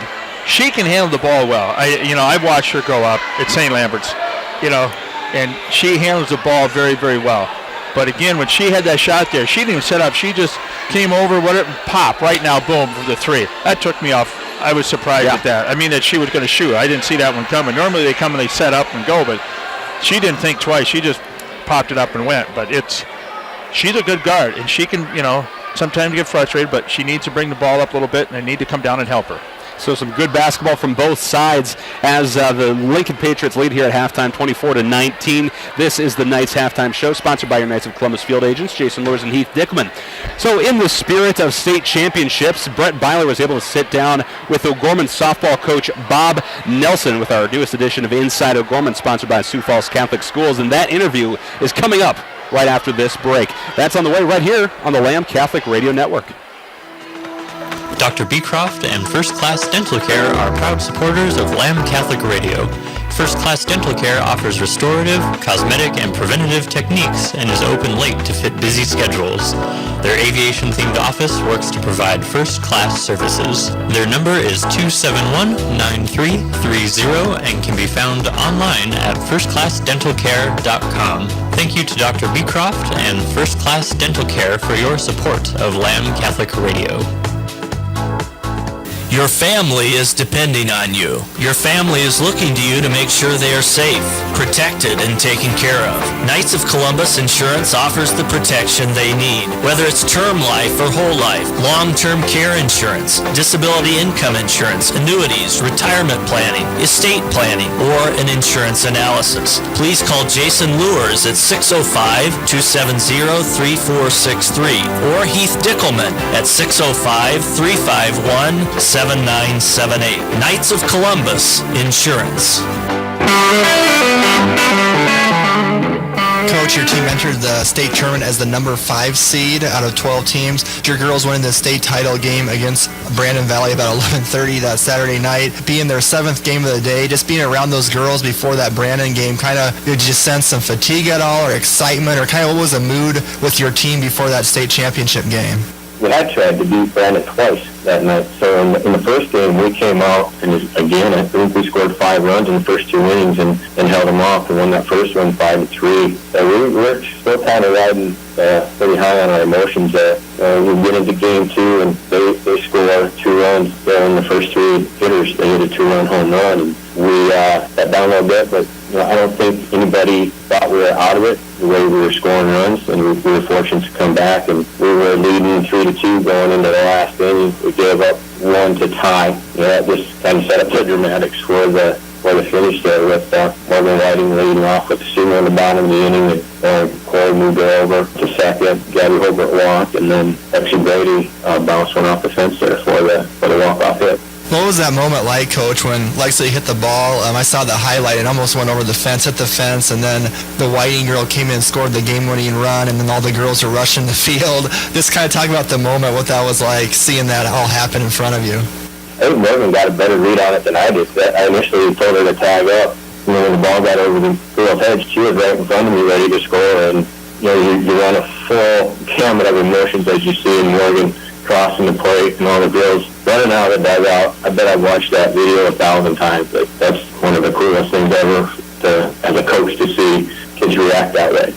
Coach, you had 4 seniors on your team in Gabby, Hannah, Izzy, and Morgan. What was it like for you coaching them, and how important were they to your team this year and just the O'Gorman softball program in general? You think about what goes into just winning this tournament, and again, I probably repeat myself in the earlier conversation, but you think of everything that those seniors have done and all the seniors who were there before them that didn't have this outcome of winning a state championship. For those girls to stay with it and have their dedication and be the leaders throughout that tournament and keep everybody on task and having the discipline to stay with what we wanted to do as far as a strategy, having everything gel at the right times. It was just amazing to see. And finally, Coach, do you think maybe this win for O'Gorman might bring a little bit more awareness possibly to the softball program and even maybe some of your girls for future opportunities in college and beyond? Yeah, I would hope so. You know, we're losing 4 seniors, but we got 8 big girls coming back, so that creates a good nucleus of what we have coming back to O'Gorman. And I know there's some younger girls who played on the JV team who have opportunities to move up and do some good things for us next year. From a recruiting aspect, I know that every one of the girls that have come back next year have the ability to play at the next level. And I think all but one have really expressed interest in wanting to do that. I think one advantage that we have in South Dakota is we do play in the fall, where not a lot of colleges play a lot of games in the fall. We just need the colleges to come out and recruit. Thank you so much, Coach Nelson, for your time. And again, congratulations on the state championship in softball, and look forward to possibly talking to you in the future. Sounds good. Thanks, Brett. And thank you for all that you do for O'Gorman athletics and O'Gorman in general. That was Brett Byler sitting down with O'Gorman softball coach Bob Nelson. Again, they honor the club softball team here tonight with their state championship, and that latest edition of Inside O'Gorman, is brought to you by the Sioux Falls Catholic Schools. There's 6 elementary schools, junior high and high school, exemplify gospel values, strong student achievement, and community service. Each and every school is dedicated to the mission of forming a community of faith and learning by promoting a Catholic way of life through gospel values and academic excellence. You know, we got a couple of visitors up here sitting over to our left, and it kind of made you a little bit nervous, huh, Mike? You got former President Tom Lorang and current President of Sioux Falls Catholic School System, Kyle Gross, is sitting up here down here to our left, so you got to give them guys a shout out. Absolutely. But they are kind of watching the game up here from the bird's eye view along with us. So right you are. We need to step aside for 1 more minute as we roll along in this night's halftime show, sponsored by your Knights of Columbus field agents Jason Lures and Heath Dickelman. We'll be back in 1 minute. This is the Lamb Catholic Radio Network. Your family is depending on you. Your family is looking to you to make sure they are safe, protected, and taken care of. Knights of Columbus Insurance offers the protection they need. Whether it's term life or whole life, long-term care insurance, disability income insurance, annuities, retirement planning, estate planning, or an insurance analysis. Please call Jason Lures at 605-270-3463 or Heath Dickelman at 605-351-7978. Knights of Columbus Insurance. So you're trying to decide what preschool or kindergarten is best for your child? At Sioux Falls Catholic Schools, you'll know you've brought them to the right place. They'll get lots of one-on-one attention, discover new things, and grow in their faith. Your child will get the support and encouragement they need with an education that stands apart from the rest. Our schools will help you make lifelong friendships and become part of our community. Because when you're here, you're home. You belong at Sioux Falls Catholic Schools. Welcome back to O'Gorman High School as we are starting the third quarter here. O'Gorman trailing 24-19. The Knights will start things off. Abigail Moeller over on the left wing as we wrap up our Knights halftime show. Sponsored by your Knights of Columbus field agents, Jason Lures and Heath Dickelman. Riley Benson gets a nice pass down low and is going to be swatted down by Sydnea Dunn. She'll go in line to shoot too. By the way, some quick scores for you here throughout the state. Sioux Falls, Washington defeating Marshall, Minnesota at Marshall 53-26 as Benson hits her first free throw. Also at half, Harrisburg leading Roosevelt 39-25. And that's girls basketball. And boys basketball, Harrisburg at half leading 36-33 at Brandon Valley. And we will get to you our final scores for some of those games as they roll in. Benson hits her second, brings it within 3. So we're about 30 seconds into this third quarter. Again, I'm sure Coach, like Brett talked to Coach, they worked under free throw shooting stuff. We haven't been in line too much tonight, and we need to hit them. But it's looked a lot better from what we have seen. The jumper three-pointer over on the left wing from Morgan Hansen is good. O'Gorman moving from my left to my right, by the way, and Lincoln from my right to my left. If you're watching on YouTube, just imagine we're slightly to the, what do you want to call it, the south side of the floor. Benson drives in and swatted. No foul called this time on Dunn. Long court pass is swatted away, almost out of bounds, but Okoye will get the steal. Okoye hands it off to Ronsick. Ronsick will run point. She crosses half court. No press this time from Lincoln. She throws it to Moeller, right wing. She's deep, double team now. Tries to break away, starts to dribble, throws it down to Okoye underneath. Okoye layup is good from the left side. They need to keep an eye underneath in the paint for Okoye or Emma underneath there. They need to keep an eye for them because they're going to get open. Over on the left wing is Wilson. She already has 3 threes. She wants to try another. She's not. She's going to drive this time. Jumper for 2, no good. Mackenzie Hermanson with the rebound. 6 to play. Knights down 23-27. Haven't led since the first quarter, and that was only by 2. Ronsick, top of the key, throws it to Hermanson, right wing. Hermanson up to Okoye, gets it back right corner. Jumper for 3, up, no good off the far side. Rebounded by Osmondson. A lot of shooting going on so far. Not a lot of making, though, for either team. Long 3, left corner, up, no good from Lincoln, but a rebound by Goodhope. Goodhope thrashing. They're going to get it called jump ball, excuse me. That's Riley Benson in there getting tangled up with Goodhope. Slightly surprised no foul called on Benson. And back down on the floor. She is aggressive. Inbound coming from the Patriots. Baseline, left side of the lane. It's going to go all the way up left wing to Osmondson. Osmondson inside pass to Goodhope. Nice move left side, no good. And the ball's going to be tipped away by Okoye. Benson gets the rebound. Milwaukee, she stood her ground there. Top of the key is Mackenzie Hermanson. She finds Moeller over on the left wing. Up to Okoye now over right corner to Ronsick. She goes baseline, jumper from the block, good for 2. 25-27, 5:15 on the clock. Knights tighten things up here at O'Gorman High School. Michael Promus here, by the way, with Dan Johnson, and there's Brett Byler over there running the camera. Max Carey back in the studio, keeping us on the air, making us sound good and whatnot, getting you the interviews and all the information you need. Over on the left wing for the Patriots is Wilson. Wilson kicks it up top now, inside pass to Brown. Brown kicks it over left, jumper for 2 is good. That was by number 32, Dunn. She got a sweet shot. Beautiful shot. Almost effortless looking shot, isn't it? Yeah. Here's Moeller for OG, left wing. Now standing on the Knights logo. Goes inside, wide open, layup, no good. She's going to be fouled on the shot. She's going to the line.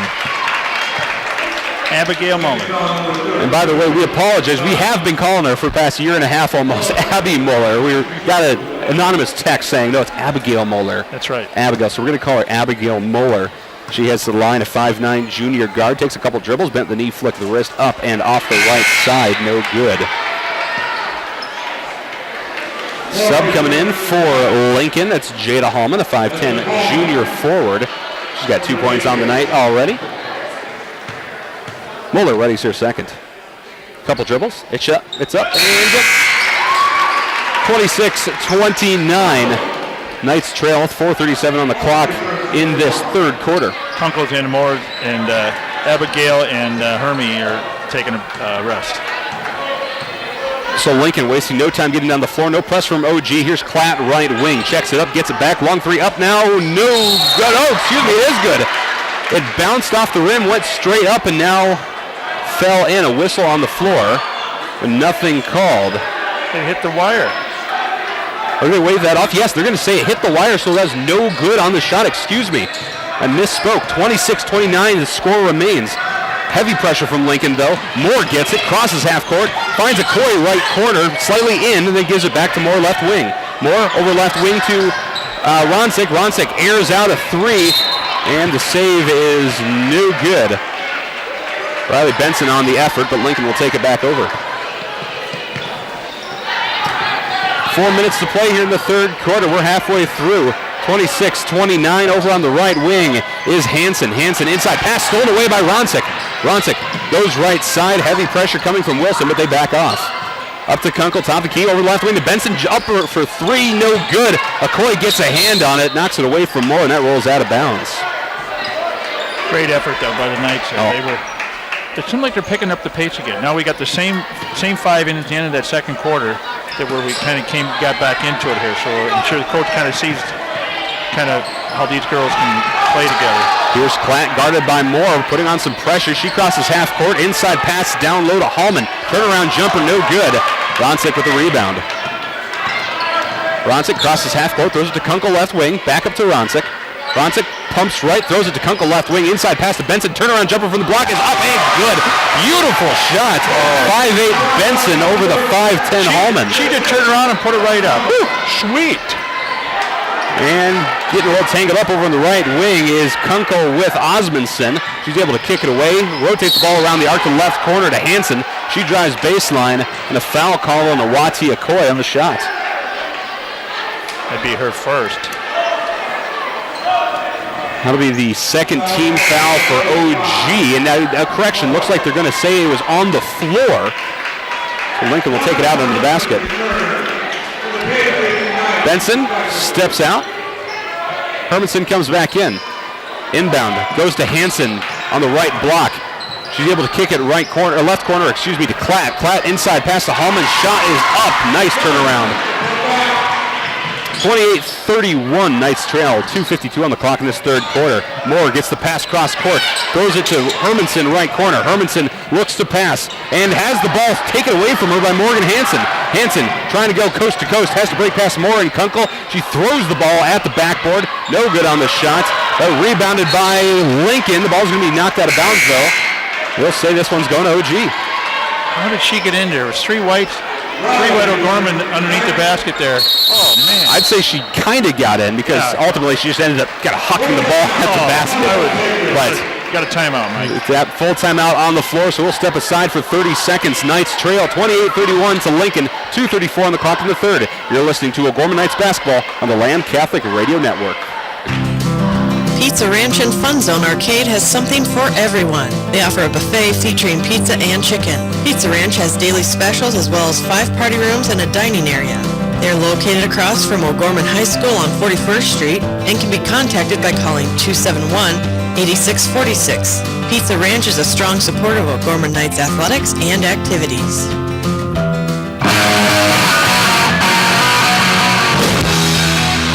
As you may know, the end of the year is coming up, and a gracious donor has guaranteed a matching donation, I should say, of $20,000 to Lamb Catholic Radio. If we can raise $20,000, that means $40,000 for Lamb Catholic Radio by the end of the year if we can raise that money. So if you find it in your heart to keep us on the air, allow us to bring you games like this O'Gorman event and Catholic programming 24/7, then please give us a call at 605-275-4659. Make a donation there or go to lambradio.com for a secure and tax-deductible gift. Your accountant will thank you, and we will thank you. So if you make a $100 pledge, the donor will give $100, so that's $200. So remember, you got, 21st today, 10 days left, pretty much 9 days left to make that. Please make a donation to Lamb Catholic Radio. God bless you.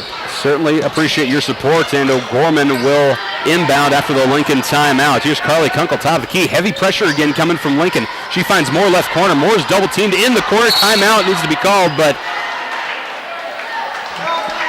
a whistle on the floor. I'm not exactly sure what was called. No foul. They said it was on Lincoln, though. But whatever it is, O'Gorman will reset in front of their own bench. That was Moore got the ball in under foot and kicked it out. Oh, there you go. It was a great move by Moore to being trapped in the corner. Bad angle. My apologies. Bronsick from the free throw line. Shot no good. Knocked away by Hansen. No foul called, but Hansen is going to drive the ball down the court. Throws it over to Klatt in the right corner. She kicks it up. Long three up. No good by Hansen. And a quick little swift rebound by Riley. Riley finds Ronsick. Ronsick coast to coast. Right-handed layup is good. 30-31. Knights bring it in closer than we've seen since that first quarter with $1:45 on the clock in the third. Here's Wilson, left wing for Lincoln. Kicks it up top to Osmondson. Back to Wilson. Wilson looks up. Throws it up to Klatt. Klatt over to Osmondson, right wing. Back up top to Wilson. She pump fakes left, throws it back to Osmondson.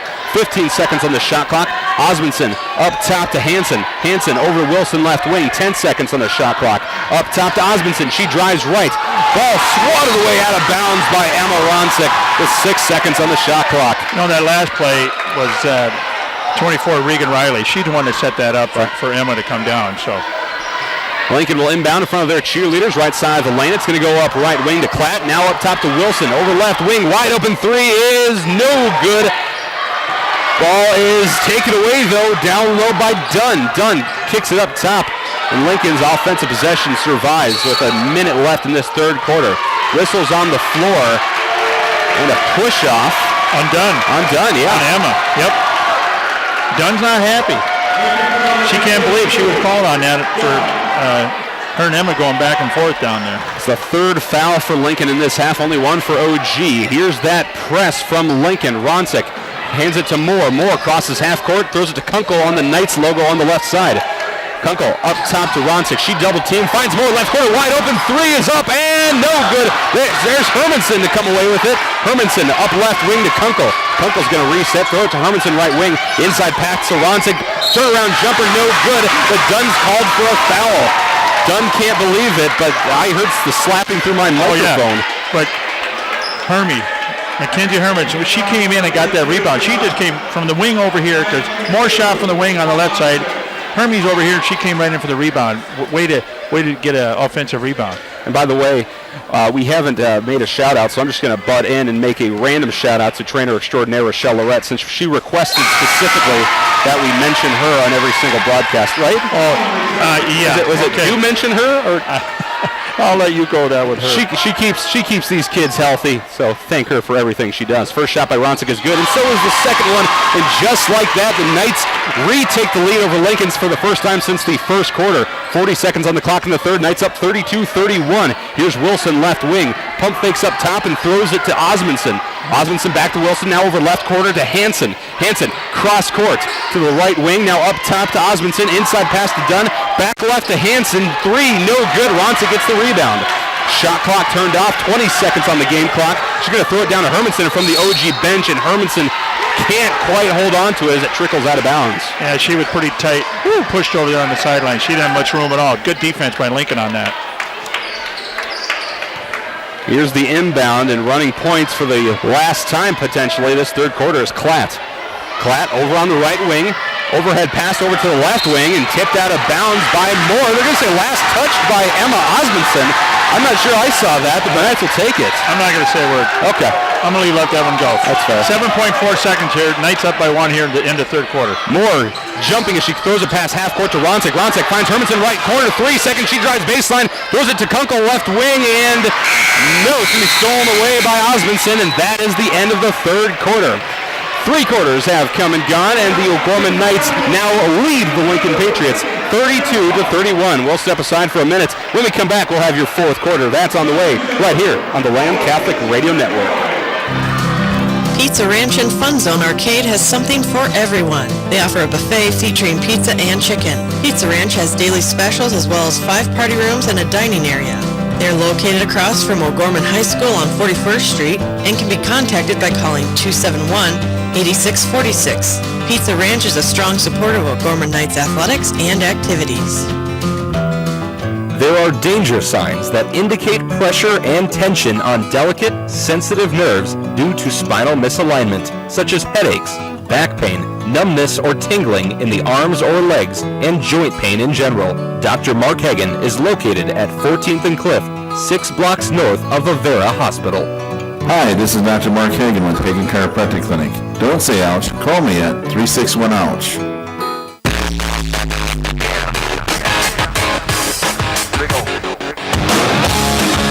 Let's take a moment for station identification. You're listening to Lamb Catholic Radio, KSTJLP 104.3 FM, Juan Diego Catholic Radio in Sioux Falls, KSTJ 91.3 FM, also in Hartford, Madison, Mitchell, and Yankton, and online at lambradio.com. Also on YouTube, just search The Lamb Radio. So in the fourth quarter, Knights lead 32-31 as we start things off here, and some impressive play in that third quarter, Dan. Oh, I think they outscored them there 13-7, so they kicked it around. They got a couple minutes in the third quarter, and then they picked it up. Abby Muller left wing, finds a Coy left block, kicks it back out top to Ronsick. Ronsick over to Benson left wing. She drives inside. Shot up, no good. Okoye slips through her hands, goes out of bounds. That goes back to the Patriots. Okoye had a chance here to take it right back up, but the ball was a little slippery on her. Bring the ball down court now for the Lincoln Patriots. Courtney Klatt, the 5'7" senior guard. She throws it over right wing. Now back up top to Wilson. Lincoln throwing the ball very quickly, really moving their offense around. Here's Klatt, top of the key. Throws it right wing into the hands of Osmondson. She drives, falls down, is able to kick it back up top. Long two, no good by Hansen. And is that Hermanson with the rebound? Yes. Right. Hermanson, long pass down court to Muller. She's double teamed at the top of the key. Throws it to Hermanson, wide open left the right corner. 3 up, no good. There's Riley Benson, get a rebound, put it up, no good. Okoye getting hands on it, but Lincoln will come away with it. That's Maya Wilson, the heads up rebound. Ball's going to be knocked away as it rolls out of bounds, touched by Muller. Great defense down here. That was aggressive. They got in there to get that. They need that. Here we are in the fourth quarter. They got to step it up here. This is it. Lincoln will inbound in front of their own bench. Goes to Klatt. Klatt will rotate out with Wilson. Pump fake by Wilson right side. She throws it left wing now to Hansen. Hansen jumper for 2 is good. Lincoln retakes the lead, 33-32. 6:40 in the clock in the fourth quarter. You know, the same way it was Saturday. The Moorhead, they didn't win in the paint. They won outside, the 10-foot, 12-foot perimeter. That's what Lincoln's doing. And like Moorhead, Lincoln with the heavy press. Here's Hermanson right corner. Double teamed. Muller can't reel it in from the long pass, but she's able to save it from going out of bounds. Here's Ronsick on the G in the middle of the shield, the middle of the floor. She inbounds it, or throws it inside, to Benson. Benson back up top to Ronsick, over left wing to Muller, inside to Okoye. Okoye, shot is tipped. Benson gets her hands on it, comes away with the ball, and a timeout called by O'Gorman head coach Kent Colesrud as Benson holds it on the floor. Smart play there by the coach. Very, very smart. Heads up right there. Right in front of the bench. The play right here. Riley's on the floor. Knights not able to hit their shots, but they're playing very aggressive to the point where Lincoln's trying to just hold on, or hold them off or something. Just trying to keep OG from doing their thing. It really came out aggressive after halftime. First half, kind of a little bit. Now I think, whatever adjustments they made, got the different people on the floor. Milwaukee didn't play that much in the third quarter. Right with that, she was on the bench a lot. She only got 1 foul. That's not a reason for her to be on the bench. Right. But again, coach said something. They're a little bit faster pace and everything. So, but we're still holding our own in the paint. We're not giving anything up in the paint. So. And he's trying to find those players that work best against this athletic Lincoln team that's moving the ball around like crazy people. Still a learning curve. Exactly. Yeah. Absolutely.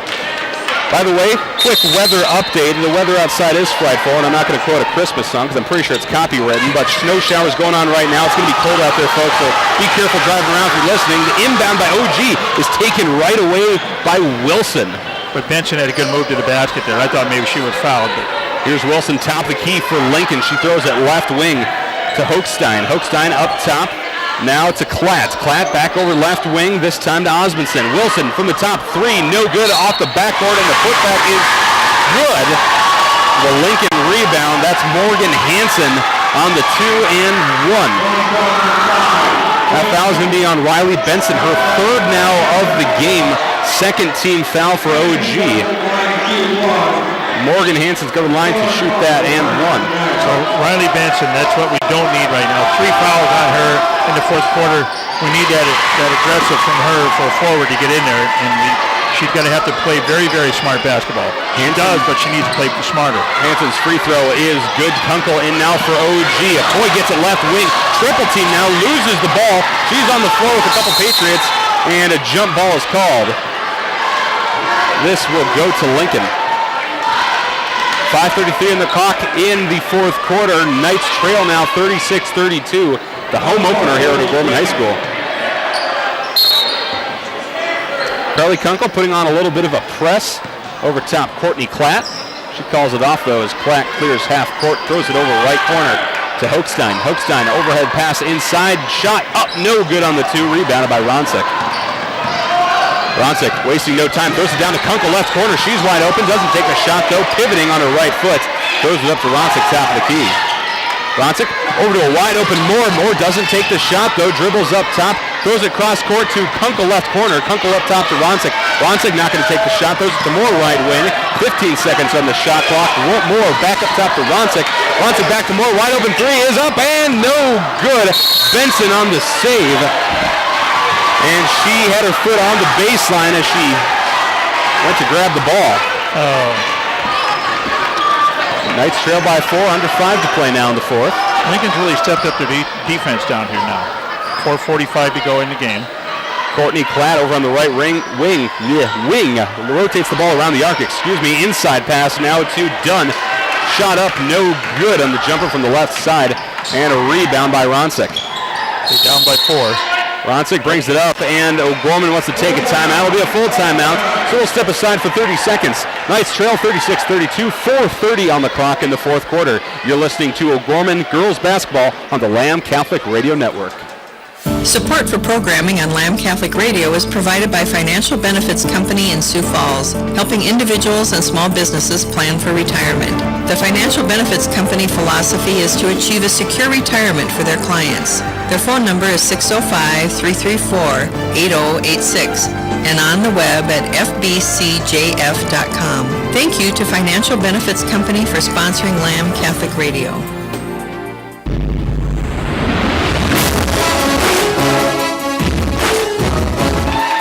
Welcome back to O'Gorman High School. 4:30 on the clock in the fourth quarter. Knights trail Lincoln 36-32. By the way, end of the year coming up. You need to save some money on your tax return. You can always donate to Lamb Catholic Radio, a generous donor who has promised up to $20,000 of matching donations. That means if we can raise $20,000 before the end of the year, Lamb Catholic Radio will receive $40,000, which would help us out greatly and allow us to bring you some of the best Catholic programming in the world. Or if somebody gives you a nice Christmas present, some cash or something, better yet, donate that. Pass it on. Charity. If you'd like to make a donation, you can call it 605-275-4659 or make a donation on lambradio.com. Secure, it's tax deductible, and it's much appreciated. Knights called for a travel on the inbound. Over and back, sorry. You can chime in if I mess that up. I was looking at the note card. 32-36. Lincoln with the ball. Here's Wilson, top of the key. She's going to pump fake right, throws it left into the hands of Klatt. Klatt goes baseline, back up to Wilson as there's nowhere to go. Wilson over right wing to Hansen. Hansen inside pass to Hallman. Hallman back to Wilson, left wing, 3 up and good. 4 for 5 now is Sidneo Dunn, Maya Wilson. Hook on the wrong player again. Double team. Carly Kunkel can't get past half court. Finally finds Ronsick. Ronsick's double teamed immediately. Ronsick eventually finds Kunkel and then Benson. Ronsick gets it back top. The key 3 is up, no good. Watia Coy gets the rebound, and she just loses the ball. And Jada Hallman's there to pick it up. No, I thought maybe she was just taking it right to the basket and drew the foul, but Courtney Klatt, top of the key for Lincoln. 3:30 on the clock in the fourth. Checks it inside, gets it back. Checks it right side, gets it back.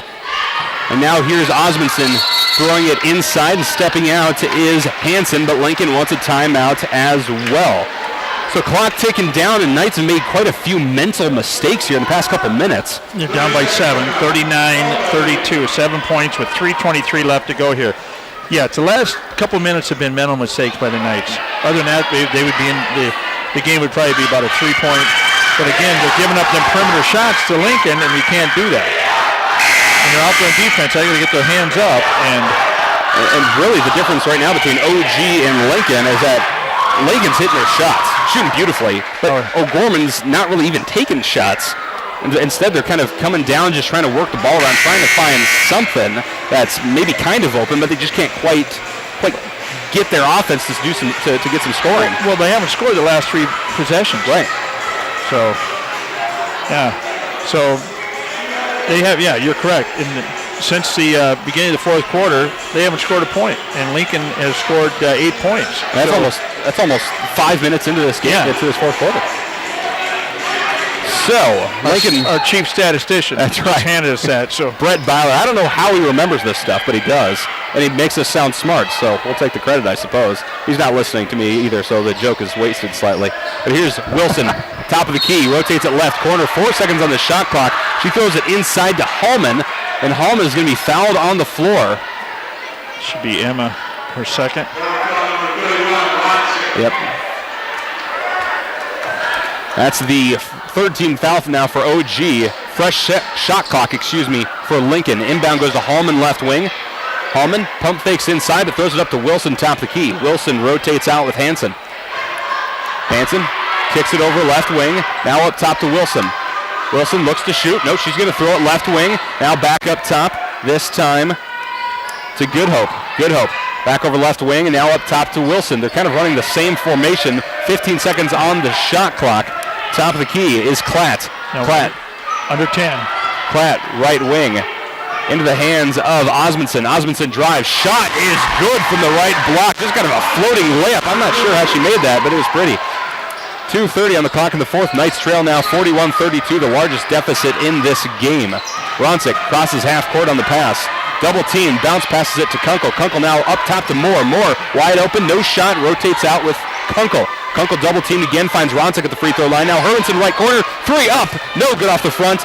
And Hermanson is going to be fouled on the rebound. That'll be on Maya Wilson, number 30, and that'll be her second. This will be the 15th foul for Lincoln. 3 for the Knights, so we got a couple more before we go to the line here. Knights will inbound, baseline, right side of the lane. Here's Kunkel as she slaps the ball. Looking around, bounce pass to Hermanson. She wants to shoot, but she's double teamed. Rotates out with Kunkel on the right wing, and the Knights will reset. Foul away from the ball. And that is going to be on, Morgan Hansen on the push. That'll be her second of the game. Now 16th foul for Lincoln. One more, and so that's going to come in here. Riley comes in. We've got Riley, Moore, Ronsick, and Kunkel. And Hermanson in for OG. Dunn's in for Hallman for the Patriots. Kunkel slaps the ball, hits up Ronsick, top of the key, long two, up, and good! Timeout by OG. It'll be a full timeout as the Knights tighten it back up, 35-41, 2 to play here in the fourth quarter. We'll step aside for 30 seconds. This is O'Gorman Knights basketball on the Lamb. Big Rig Barbecue brings a Texas-style barbecue to South Dakota. They use a real wood smoker for all their meats every single day. Big Rig Barbecue serves sliced brisket, pulled pork, chicken, and ribs. They offer pre-orders for smaller events and gatherings and cater for large events including parties, meetings, and graduations. Big Rig Barbecue's new sit-down location is on the corner of 41st and Minnesota. Their website, bigrigbbbq.net. Big Rig Barbecue is proud to support the Sioux Falls Catholic Schools. Knights trailing 41-34 here at OG, and by the way, a special shout out to the sponsor you just heard from, Big Rig Barbecue, celebrating their 1-year anniversary at their brick and mortar store there on 41st in Minnesota.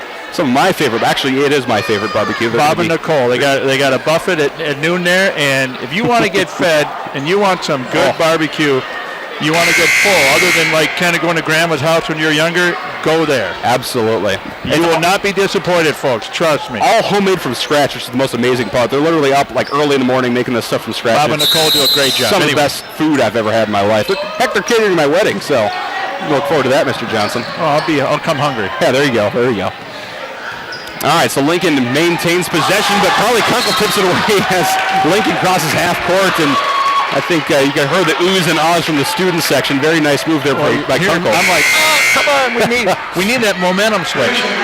Down by 7 here with under 2 minutes to go. We need that momentum. We need that momentum here to come back. Reagan Riley steps out, and Riley Benson steps in. Lincoln will inbound in front of the scorer's table. Crossing half court is Klatt. Klatt picks up her dribble, guarded by the freshman Moore. She throws it over to Wilson, left wing, guarded by Hermanson. Wilson back up top to Dunn. Dunn inside pass, turnaround shot, no good by Hansen, rebounded by Benson. Great defense by Riley Benson on there. Left corner, it's Kunkel. Kunkel dribbles up top of the key. Kunkel guarded by Osmondson, slowing things down. Steady dribble, bounce passes it to Moore, left wing, and a pick from Kunkel. Moore dribbles up top. Drives inside now, bounce pass out to Hermanson, right wing. She'll dribble up to Kunkel, top of the key, inside to Benson. Benson called for the double dribble. He jumped up and came back down. I guess that'd be a travel, my apologies. Yeah. But they're slowing it down there. They need to score. That's what... Overhand pass Came in from Hansen, nobody down there, and an easy layup from Osmondson. O'Gorman was playing real tight, but they left a wide open player. Yep, took off football. Here's Moore crossing half court to Benson, left corner. She bounces it up to Kunkel. Kunkel inside to Ronsick. Ronsick around the lane over the right block. Right-handed layup no good, but she draws the foul on the shot. That'll be 7 fouls then for Lincoln, giving OG the bonus for the remainder of the game. That's under a minute to play in the fourth. That foul is on Hansen, by the way, her third. So Emma Ronsick will shoot too. Ronsick, 84% free throw shooter, hits her first. That's 5 free throws tonight for Emma. I like that name. My mom had an aunt named Emma. I like it too. I did too. Good name. I called her Aunt Emma, and I love that name Emma. So second free throw is good as well. 36-43. 45 seconds to play in this fourth quarter. Bounce pass is stolen away by Benson. She hands it over to Hermanson. Hermanson on the fast break. Gives it up to Benson. Benson drives and is going to be fouled on the right block. She knew what she was doing. She's going to take it and draw the foul. She's looking to make something happen. She's looking to make a play.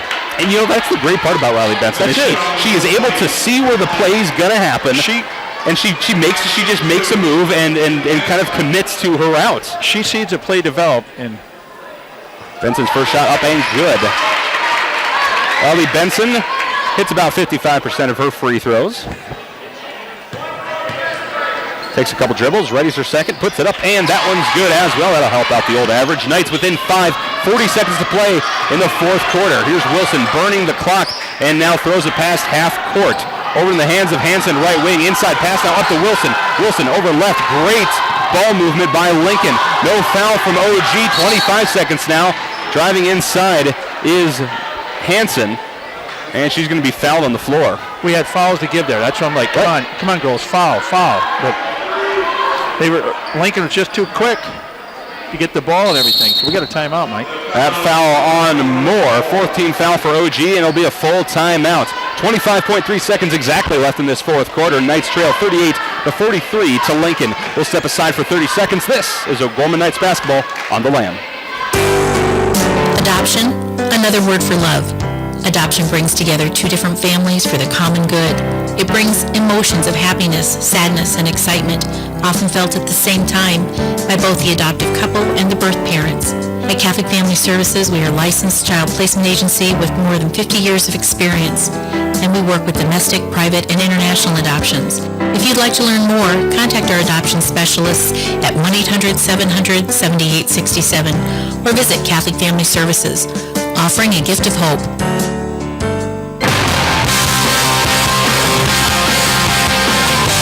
Welcome back to O'Gorman High School. Knights trail 38-43, 25 seconds to play in this fourth quarter.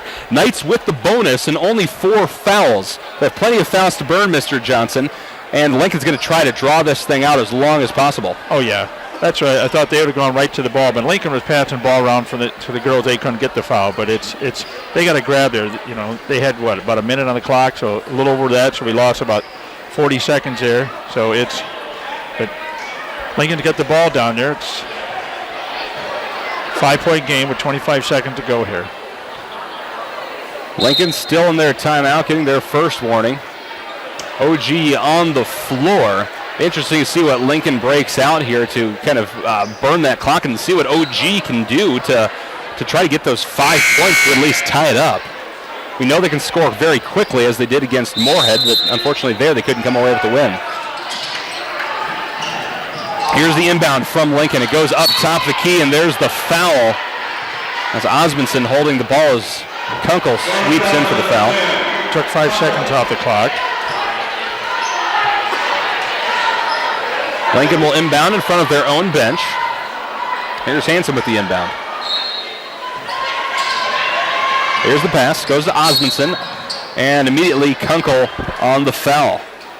Be her third. The 16th foul now for OG, meaning they really only have, well, maybe one more to really burn before Lincoln can really start scoring. Here's the inbound, and Moore is going to be called for hacking.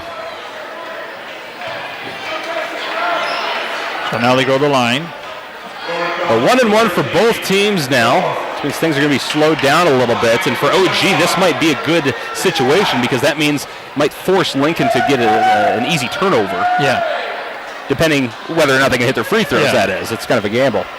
At the line to shoot 1-1 is Klatz. First shot, no good. Rebounded by Moore. They got to work it fast. Here's that pressure from Lincoln. Here's Ronsick now right wing, loses the ball. And Moore is on the floor. Jump ball. It'll stay with OG with 12.2 seconds on the clock. Okay, they got to work it faster. We need a 3. Kunkel inbounding it. No, timeout by OG. It'll be a full timeout. We'll step aside for 30 seconds. This is O'Gorman Knights basketball on the Lamb.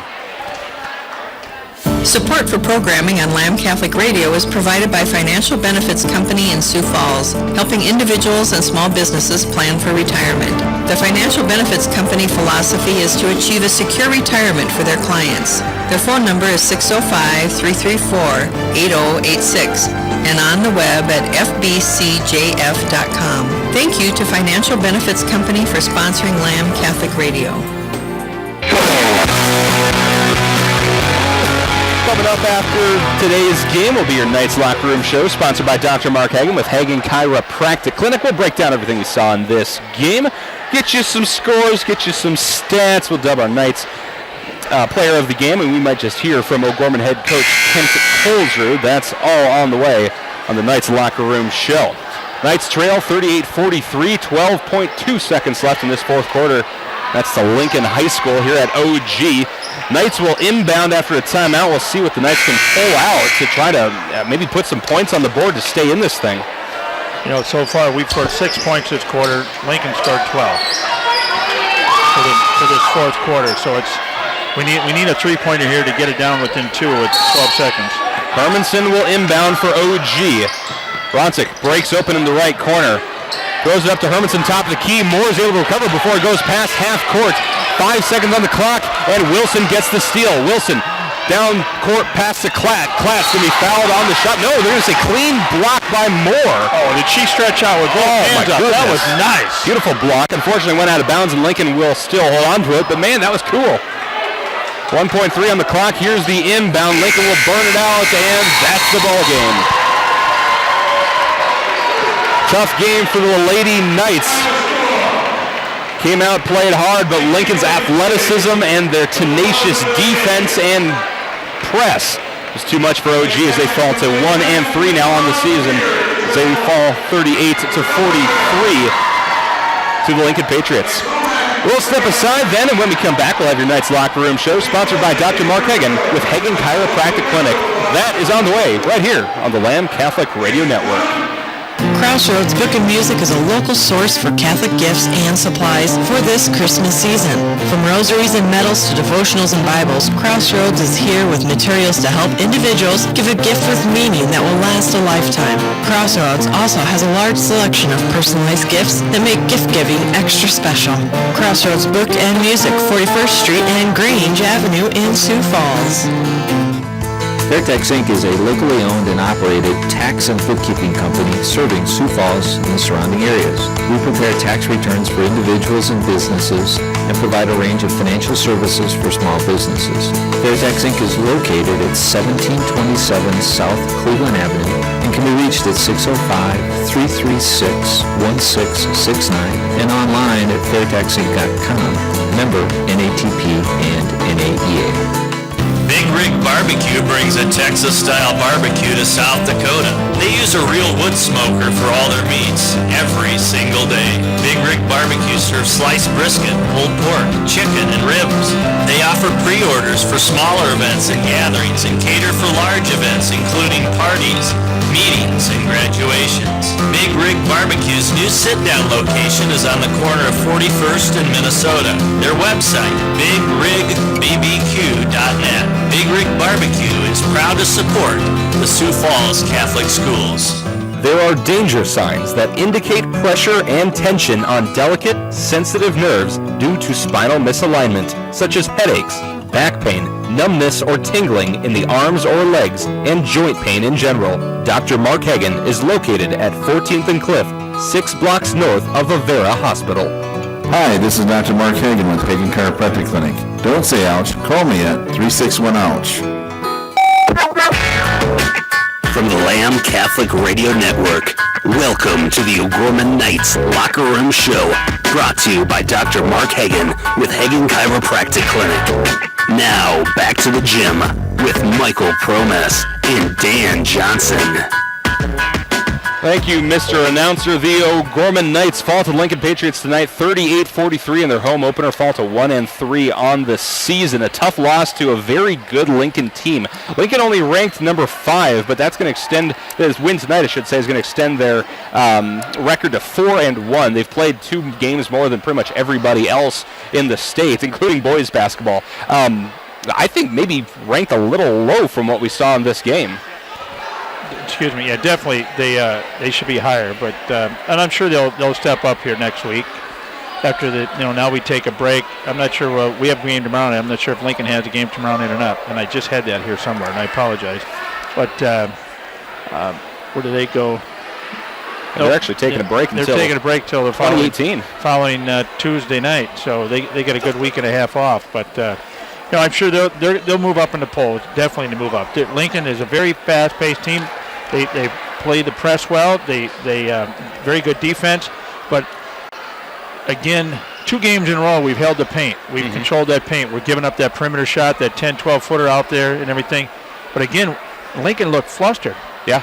I mean, and they're off. How many times did they take the ball down? And maybe that was the game plan. They were working it, but it didn't look that way from the way the girls were. The reaction from the girls is that, they really didn't. Sure, they got a couple. They broke the press a couple times, everything like that. But other than that, they didn't really give anything up. But the defense, O'Gorman defense, held Lincoln down under 10 on the shot clock. I don't know, 12 times. I mean, a lot. It was a lot. I wish I would have kept track, but they worked that clock. They did great defense when they had it.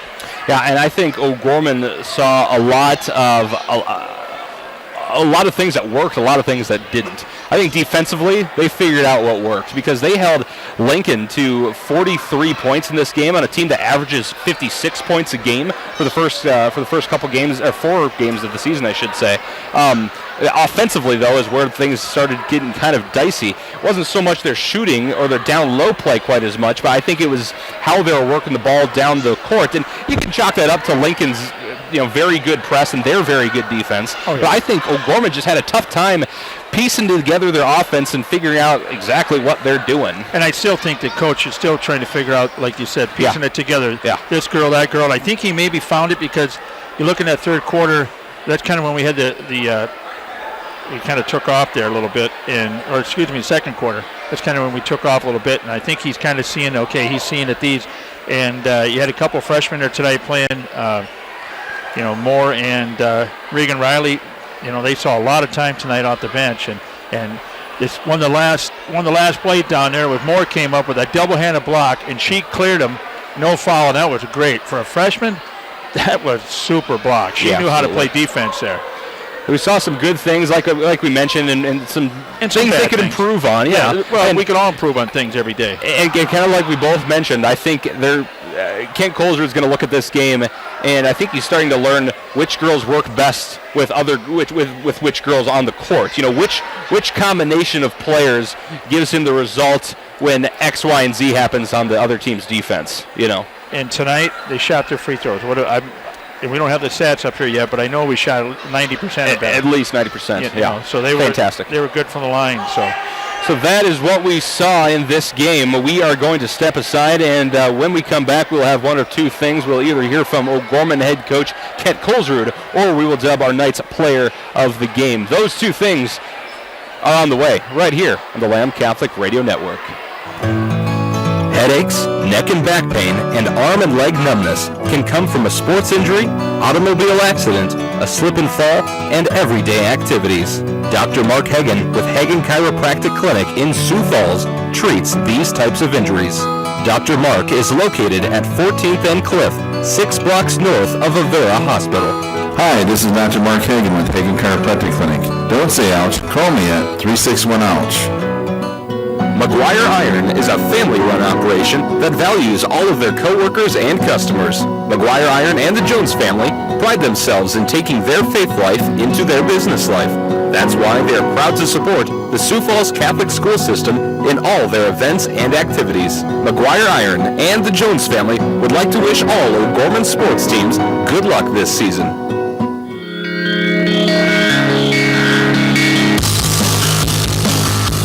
Welcome back into the Knights Locker Room Show, sponsored by Dr. Mark Hagen with Hagen Chiropractic Clinic. Now it's that time where we take what we saw in this game and piece it together, our Knights player of the game. And we don't have full stats for the entire team. My deepest apologies for that. But we certainly know who the player of the game is. We saw some great things from several different players. Riley Benson had a great game. Emma Ronsick had a great game. Mackenzie Hermanson was very aggressive tonight, and we saw some good things for her, some good ball handling from Carly Kunkel. But tonight, we have to give it to the freshman, Isabel Moore. Yeah, number 13, a 5'7" freshman guard.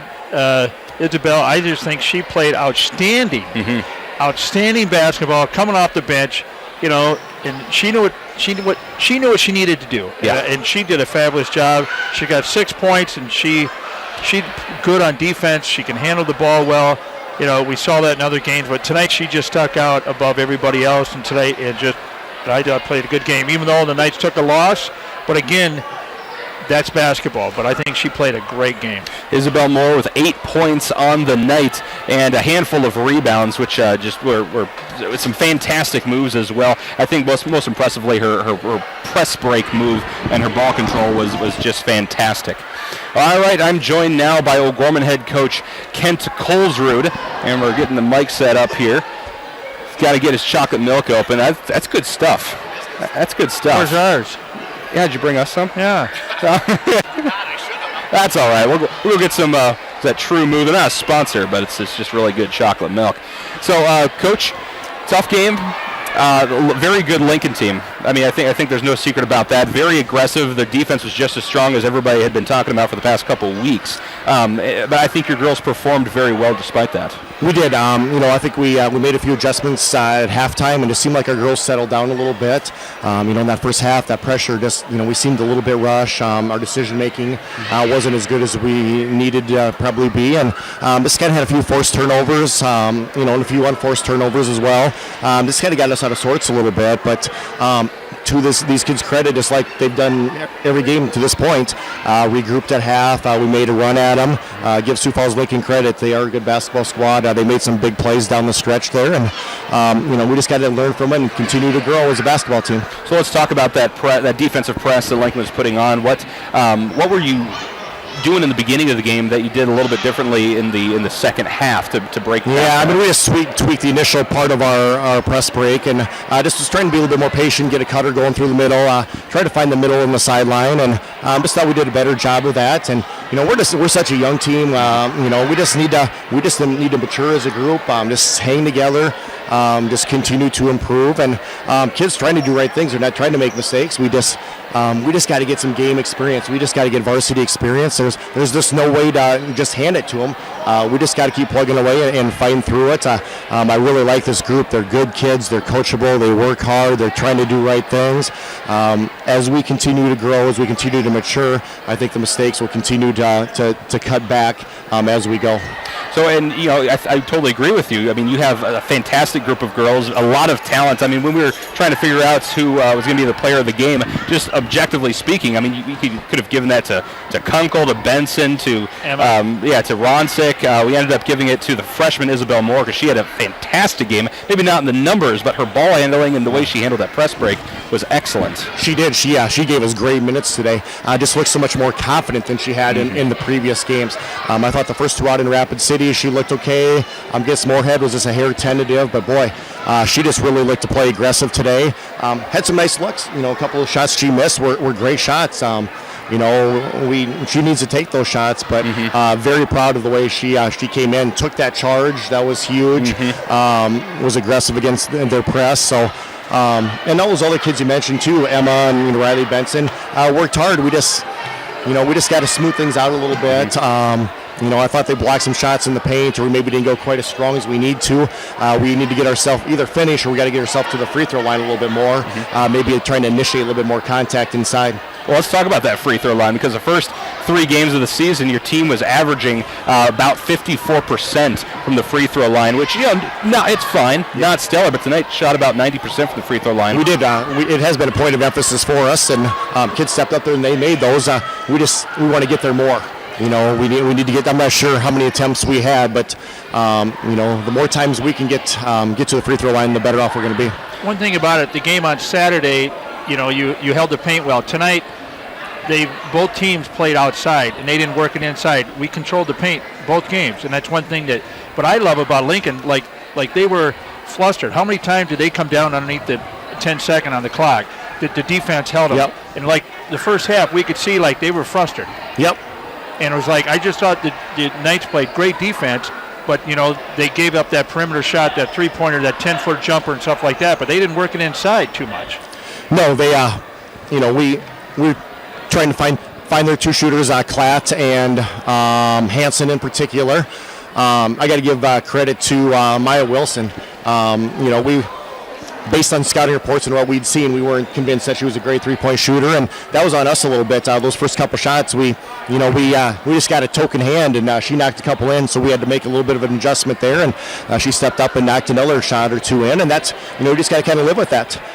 We made a decision, this is how we're going to defend them. She stepped up and made some plays, then we needed to adjust, and good high school basketball game. We need to play a little bit cleaner for us to be able to beat that basketball team. O'Gorman, the head coach, Kent Colesrud, within the next 24 hours, you're going to find yourself at the state capitol taking on the Governors. Tip-off for that game is 6 o'clock tomorrow. Bit of a trip and a quick recovery time, and we talked about this when we were out in Spearfish. It's kind of the same shtick. We're traveling, and we just played another game. But you've done that once this season already, so as you prepare for the Governors, what are you telling your team? Yeah, we just got to turn the page. We did... same speech we gave them the last 3 games. Kids came out and did some really nice things tonight.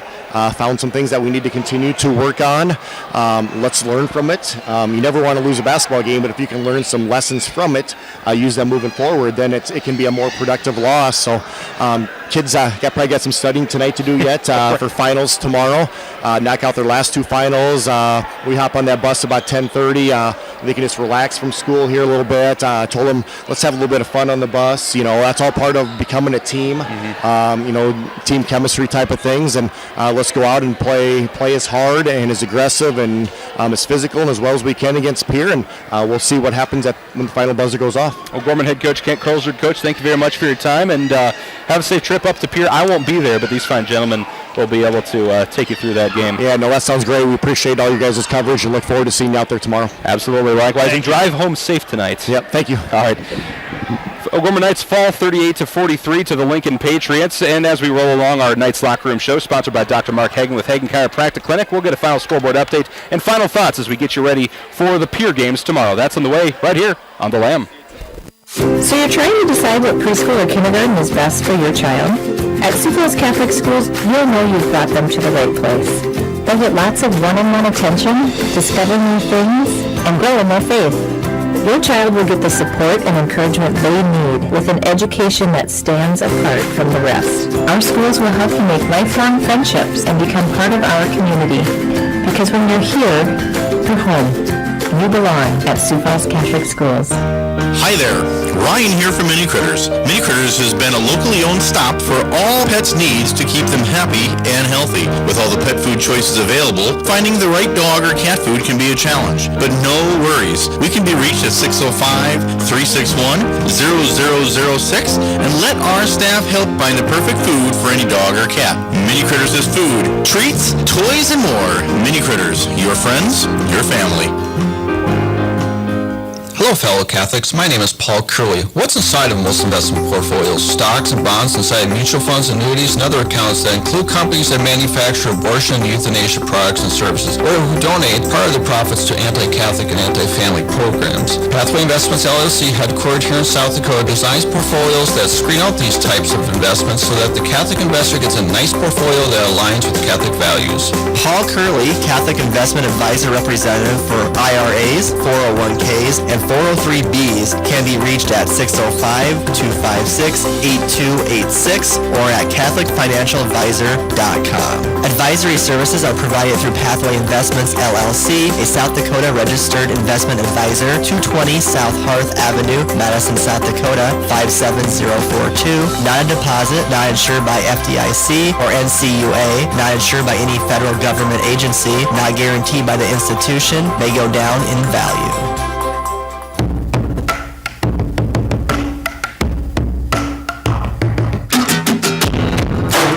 Welcome back into the Knights Locker Room Show, sponsored by Dr. Mark Hagan with Hagan Chiropractic Clinic. Knights fall 38-43 to the Lincoln Patriots. 1-3 record now as they get ready for Pierre tomorrow, but there's been a lot of other games going on throughout the state. Mr. Byler with our scoreboard updates. All right, thank you, Michael. We'll start in AA girls. Sioux Falls, Washington got their first win of the season with a 53-26 win over Marshall, Minnesota up in Marshall tonight. The Pierre girls, who are playing tomorrow night, defeated Huron in a close one, 59-56. The Harrisburg girls are 3-0 on the year, beating Sioux Falls Roosevelt at Roosevelt by 20, 75-55 in a high-scoring game. Mitchell at Watertown girls was postponed. Spearfish and Stevens girls, we don't got a score on that one. The sub-varsity scores tonight, the JV for Lincoln won 48-40. The sophomores from Lincoln won 57-31. And Mr. Johnson told me the O'Gorman freshmen won, so I'll trust him on that one. That's what, when I got here, one of the freshman girls were leaving tonight said, "Did you win?" She goes, "Yes, we did." I said, "Well, congrats." And so I'm sorry, I didn't get the score. Next time I will get the score. That's all right. AA boys, now we got some finals, Michael. The Brandon Valley Harrisburg game has been at about 47 seconds left for the last 20 minutes, but we can almost assume that Harrisburg won because they were up by 8 points, 65-57 with 47 seconds left. Harrisburg boys, a very good team this year, number 2 in the state, 3-0. Watertown and Mitchell boys was postponed. Bad weather up in Mitchell. The Huron boys defeated Pierre 47-46 with 2 free throws with 10 seconds left. The Lincoln boys defeated Sioux Falls Roosevelt 67-60 over at Lincoln High School. The Patriots boys 5-0 on the season. No score for Washington boys at Marshall tonight or Stevens and Spearfish. One other score real quick, Rapid City Central over Douglas tonight, 77-70. So that's our scoreboard update. So thank you very much, Mr. Byler. Lots of good basketball going on throughout the state as we roll up to Christmas. Everybody's going to get a nice break, but before that break, the Knights have a doubleheader in Pierre tomorrow, the boys and the girls. Girls tip off a set for about 6 o'clock, the boys immediately following that. Of course, we'll have those OGV Pierre games right here on the Land Catholic Radio Network. They're taking all the freshmen, sophomore, JV, everybody's going. I believe it'd be a couple buses. I know there's a parent bus, which we're on, and with that, I know the freshman is playing over in the junior high.